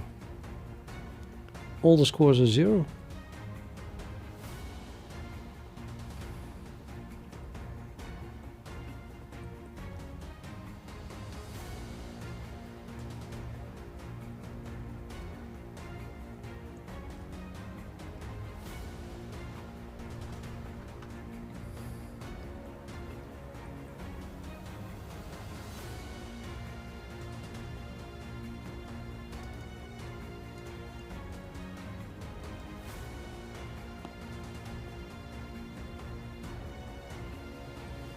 I think so. Now I get 0 here. I think if there are negative, but I cannot imagine that all of those are negative. Not all of them.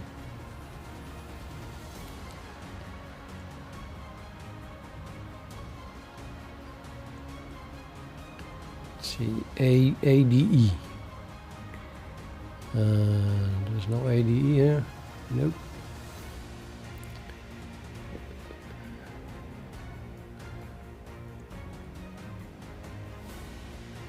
AHI. Age in I is plus infinity, and A and H is 100, so that's already 200 plus infinity.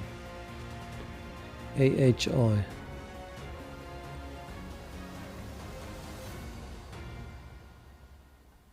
Yeah. It should be 200 plus infinity. Definitely something is wrong here. What the hell is this, man?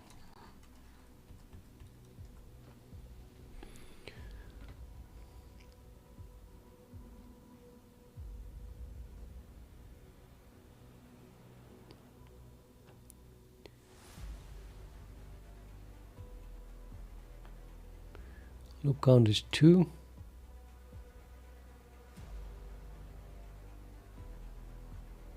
But now I have 3 of them. Yeah, we have 3 of them.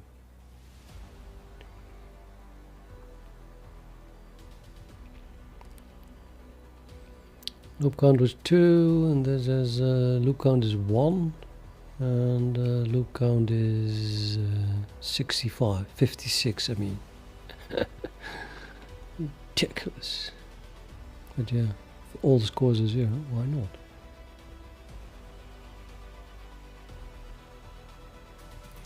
We need to get those scores fixed. Why the hell? I think it's time to go eat. It's time to go eat, namely, and I don't feel like continuing this now. I'll be back later after eating and maybe doing something else, but definitely today. In a couple of hours or maybe sooner, I don't know yet. Probably a couple of hours.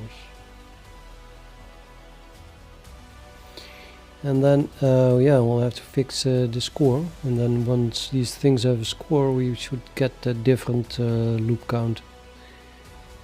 And then we can really see if the algorithm is working. I have so no idea why it's 0.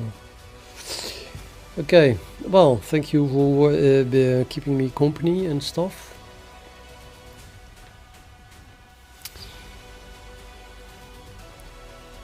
And thanks Bear for being my moderator. Did I miss some extremely important questions in the chat? Like questions that are actually over my project, about my project?